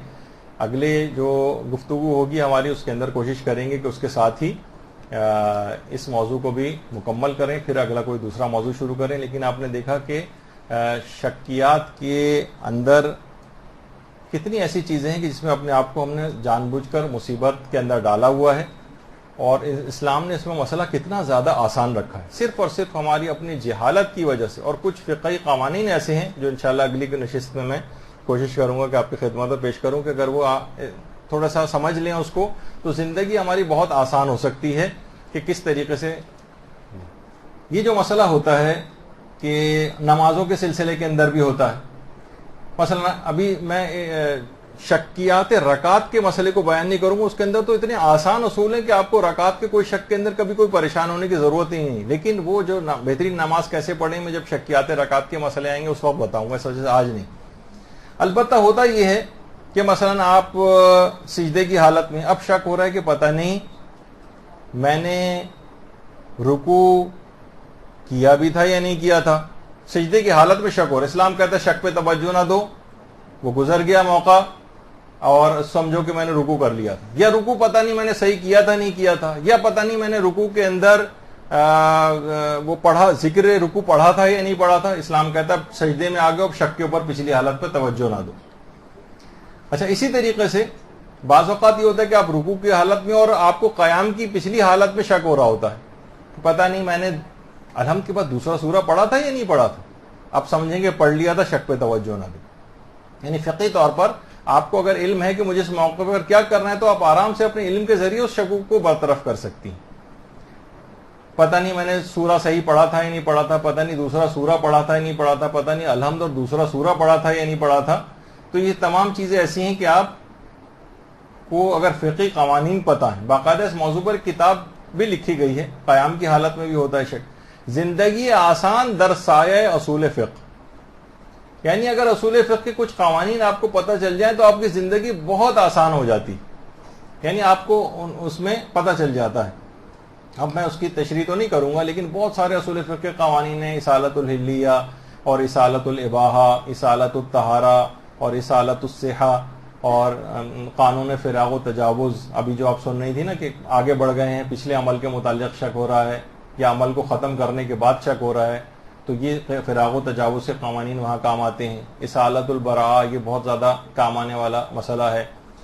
اصل استصحاب پچھلی حالت کو لے کر آنا, ابھی جو کر پانی کی جو میں نے مثال دی تھی وہ اصل استصحاب کے قانون سے ہی دی تھی کہ پہلے مثلا صبح کو ہم نے وضو کیا تھا, اب شک ہو رہا ہے کہ وضو ٹوٹا یا نہیں ٹوٹا, اس شک پہ توجہ نہ دو, سوچو کہ ابھی بھی وضو چل رہا ہے. لوگ کتنا سوال پوچھتے ہیں کہ ہم نے مثلا ظہر کے لیے وضو کیا تھا, اب 4 گھنٹے بعد ہمیں مغربین پڑھنی پڑی, تو وہی وضو کنٹینیو سمجھیں اس کو, کیونکہ ہمیں تو یاد نہیں آ رہا کہ وضو ٹوٹا یا نہیں ٹوٹا, تو کیا دوبارہ کرنا پڑے گا. اس شک پہ توجہ نہ دیں ٹوٹا یا نہیں, سوچیں کہ ابھی تک وہی وضو برقرار ہے. اسی طریقے سے مثلا رمضان کے متعلق اچھا کچھ چیزیں ایسی جس میں آپ کو توجہ دینی پڑے گی, یعنی ابھی تک تو یہ آپ سنتی آ رہی تھی کہ شکوک کے اوپر توجہ نہ دیں, اور کچھ میں توجہ دینی ہے. مثلا رمضان میں شک ہو رہا ہے کہ افطار کا وقت ہوا یا نہیں ہوا, تو اب یہ نہیں کر سکتے کہ توجہ نہ دو اور افطار کرو, نہیں, اب شک پہ توجہ دینی پڑے. جب تک یقین نہ ہو جائے کہ افطار کا وقت ہو گیا ہے, نہیں آپ اس کو کھول سکتے ہیں روزے کو. اسی طریقے سے کافر ملک سے جو ذبیحے آتے ہیں, جب تک اطمینان نہ ہو, یقین نہ ہو کہ اس کو شرعی طریقے سے ذبح کیا ہے, مسلمان نے ذبح کیا ہے, تب تک اس کو حالت شک میں نہیں کھا سکتے. دیکھا جو لوگ کہتے ہیں اس کے اوپر لکھا ہوتا ہے کہ مثلا حلال, وہ لکھا ہونا بھی کافی نہیں جب تک کہ آپ کو یقین اور اطمینان نہ ہو کہ اسے مسلمان نے ذبح کیا, اور وہ جانور خود بھی حلال ہونا چاہیے. اسی طرح لیکن یہ چیز یعنی وہاں تو شک کی پرواہ کرنی ہے, لیکن اس شک کی پرواہ مسلمان ملک میں نہیں کرنی. مثلا آپ گوشت خریدنے جا رہی ہیں, اب آپ کو کیا پتا کہ اس نے شرائط کی پابندی کی تھی یا نہیں کی تھی. گوشت تو لٹکا ہوا ہے, ہم خرید کے لا رہے ہیں, پتہ نہیں اس نے قبلہ رخ جانور کو کیا تھا یا نہیں, پتہ نہیں اس نے بسم اللہ پڑھی تھی یا نہیں, پتہ نہیں اس نے چاروں رگیں کاٹی تھی یا نہیں, پتہ نہیں ذابح جو ہے مسلمان تھا بھی یا نہیں, ہو سکتا ہے کوئی ہندو وغیرہ نے کر دیا ہو. مسلمان ملک کے اندر اس طرح کے کوئی بھی شکائن پہ کوئی توجہ نہ دیں اور اس کو آپ حلال سمجھیں. باقاعدہ فقہ کا ایک قانون ہے. اس طرح سے مرغی بھی آپ خریدنے جاتی ہیں, اسی طریقے سے آپ مثلا گوشت خریدنے جاتی ہیں, تو وہ آپ کے لیے بالکل جائز ہے. ان شکوک پہ توجہ نہ دیں کہ ہو سکتا ہے اس نے ایسا نہ کیا ہو, سمجھیں گے کیا ہوگا. باقاعدہ ایک فقہ کا قانون ہے, حمل و فعل المسلم علی الصحہ, حالت شک میں مسلمان کے عمل کو صحیح سمجھیں. اسی قانون کے تحت تمام جتنے بھی قصائی جو ذبح کر رہے ہوتے ہیں اور آپ لے کر آتی ہیں وہاں سے, اس لحاظ سے ان شکوک پہ توجہ نہیں دینی آپ نے, اور ان کو حلال سمجھ کے یہ تمام گوشت اور یہ مرغی وغیرہ یہ سب خرید کے لا سکتے ہیں. لیکن یہی شک پہ توجہ دینی پڑے گی اگر یہ کافر ملک سے گوشت آ رہا ہے. اسی طریقے سے جہاں شک پر توجہ دینی ان میں ایک ہے, مثلا اگر کسی شخص کو طلاق یافتہ کسی عورت سے شادی کرنا, اب کورٹ سے کہیں سے اس کو اطلاع ملی کسی عورت سے شادی کرنے جا رہا ہے, وہ طلاق یافتہ تھی, کسی نے بتایا ارے بھائی اس کو تو مثلا کورٹ سے طلاق ہوئی. اب کورٹ سے طلاق صحیح شمار ہوتی نہیں ہے ہماری فقہ میں, وہ ابھی تک پہلے شوہری کی بیوی ہے, تو وہ یہ نہیں کر سکتا کہ بھائی اطلاع ملی ہے تو ٹھیک ہے, شک ہی تو ہو رہا ہے, چھوڑو اس شک پہ توجہ نہ دو اور شادی کرو. نہیں, یہاں پہ عزتوں کا مسئلہ آ گیا. یہ دوسرے شخص کی بیوی, اس سے کوئی شخص کیسے شادی کر سکتا ہے؟ اس کا امکان ہے کہ کہیں دوسرے شخص کی بیوی نہ ہو, تو تب تک اس شک میں اس کو توجہ دینی پڑے گی. جب تک اطمینان نہ ہو جائے کہ طلاق صحیح ہو تب تک اس سے شادی نہیں کر سکتا. اسی طریقے سے طواف کے جو چکر ہیں اس کے اندر شک پر توجہ دینی ہوتی, اس میں نظر انداز نہیں کر سکتے. مثلا اگر ہے کہ پتہ نہیں میرا 6واں یا 7واں, آپ نے کہا چلو جو بھی ہو ایک اور کر لیتے ہیں, کیا ہوگا, کمی ہوگی تو وہاں پوری ہو جائے گی. نہیں, آپ کو پکا پتا ہونا چاہیے, ورنہ طواف جو ہے وہ باطل ہو جائے گا. شک طوافوں کے چکر کے اندر مکمل ہونا چاہیے. اسی طریقے سے رمی جمرات کے لیے جا رہے ہیں, اب پتہ نہیں اتنے سارے کنکر, ہمیں نہیں پتہ چل رہا کہ ہمارا کنکر کہاں جا کر لگ رہا ہے. تو جب تک اطمینان نہ ہو تب تک کنکر مارے جا سکتے ہیں. جب آپ کو اطمینان ہو جائے کہ اب 7 کا کنکر یقینی طور پر دیوار تک جس جگہ تک پہنچنا لگنا چاہیے وہ لگ گئے, تب تک آپ کو توجہ شک کے اوپر دینی پڑے گی. اور جب تک اطمینان نہ ہو جائے 7 کا عدد پورا ہونے کا, تب تک کنکر مارنے پڑیں گے. تو یہ سارے فقہی قوانین. اسی طریقے سے اگر شک ہو کہ جناب ابھی وقت نماز آیا یا نہیں آیا, تو جب تک اطمینان نہ ہو جائے نماز نہیں پڑھ سکتے آپ. بہت سے لوگ کہتے ہیں بھائی 5 منٹ بعد ہی جو ہے ہمیں نکلنا ہوتا ہے, تو ہم ایڈوانس میں 5 منٹ پہلے اگر فجر کی نماز پڑھ کے نکل جائیں تو یہ ممکن نہیں جب تک اطمینان نہ ہو. اسی طریقے سے مثلا شعبان کے روزوں کا بھی ہے کہ 30 سے شعبان ہے آج یا اول رمضان, تو اگلے دن اس شک کی حالت میں رمضان کی نیت سے روزہ رکھنا حرام ہوتا ہے. اب وہ آپ کو فقہی طور پر, لیکن اگر یہی شک 30 رمضان کے اندر ہو کہ آج 30 رمضان ہے یا پہلی شوال, اس دن روزہ رکھنا واجب ہوتا ہے. تو یہ چیزیں ایسی ہیں کہ کچھ فقہی قوانین ہیں, اس سے یہ پتہ چلتا ہے. تو بہرحال اچھا, کچھ چیزیں ایسی ہیں کہ جس کے اندر میڈیکل علاج بھی کروانا ہوتا ہے. یعنی بہت آبسیسو کمپلسو ڈس آرڈرس ہماری سائیکیٹری میں کہلاتے ہیں, کچھ ایسے جس میں بار بار انسان, مثلا ہاتھ دھونے کی بیماری. اکثر آبسیسو کمپلسو ڈس آرڈر کے جو مریض ہوتے ہیں, نفسیاتی بیماری ہوتی ہے, اس میں ان کو ہینڈ واشنگ, بار بار ہاتھوں کو بار بار دھونے کا ایک مرض لاحق ہوتا ہے. یعنی اس کی ایک علامت یہ بھی ہوتی.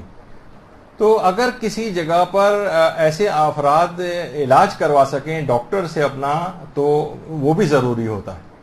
ان دعاؤں اور اذکار کے علاوہ جو ہم نے اس سے پہلے, کیونکہ دیکھیے ان دواؤں کے اندر بھی شفا پروردگار ہی نے دی. تو ایک نبی خدا نے کہا تھا نا کہ پروردگار میں علاج نہیں کروں گا, میں تو تجھ سے شفا کا طلبگار ہوں. تو پروردگار نے بھی کہا تھا کہ میں بھی تمہیں اس وقت تک شفا نہیں دوں گا جب تک کہ تم دوا استعمال نہ کرو گے, کیونکہ دوا کے اندر اثر بھی تو میرا ہی پیدا کرتا ہے. تو اسی طریقے سے جب ضرورت پیش آتی تھی تو ائمہ معصومین خود بھی جاتے تھے. جب امیر المومنین علیہ الصلوۃ والسلام, اللہم صلی علی محمد وعلی محمد,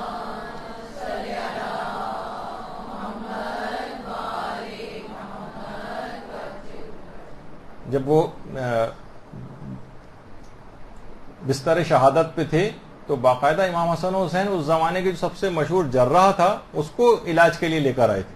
تو علاج تو کروانا ہوتا ہے. بعض اوقات لوگ کہتے ہیں اچھا ہمیں اس کا مطلب ہے کہ ہم پاگل وغیرہ ہو گئے کہ ہمیں کسی سائیکیٹرسٹ کے پاس لے جایا جا رہا ہے. کبھی کبھی میڈیکل علاج کی بھی اس میں ضرورت پیش آتی ہے. ان تمام دعاؤں اور اذکار کے ساتھ اگر, تو یہ شک اور وہم کا جو مرض ہے دماغ سے اس وقت نکلے گا کہ جب ان اذکار اور دعاؤں کے ساتھ باقاعدہ علاج بھی انسان کو کروانے کی ضرورت پیش آ سکتی ہے. ایسا نہیں ہے کہ وہ اس سے دواؤں کی طرف بالکل نہ جائے, کبھی اس کی ضرورت پیش آتی ہے, کیونکہ اس کو نفسیاتی بیماری ہوتی ہے جس کی وجہ سے ایسا ہو رہا ہے. جب تک علاج نہیں کروائے گا تب تک وہ مرض ٹھیک نہیں ہوگا. تو اس کی طرف بھی میں نے اشارہ کر دیا, زیادہ اس پہ گفتگو کرنا مقصد نہیں ہے. اگرچہ اس میں بہت سارے پہلو اور قوانین ابھی بہت سے باقی تھے, لیکن چلیں اب اس کو اب ضرورت نہیں ہوگی کہ میں ایک اور کلاس تک اس کو لے کے جاؤں. انشاءاللہ اگلے دفعہ سے کسی نئے موضوع کا انتخاب کریں گے اور اس پر گفتگو ہوگی. وصلی اللہ علی محمد وآلہ الطیبین الطاہرین. برحمتك يا أرحم الراحمين وصلى الله على محمد وآله الطاهرين.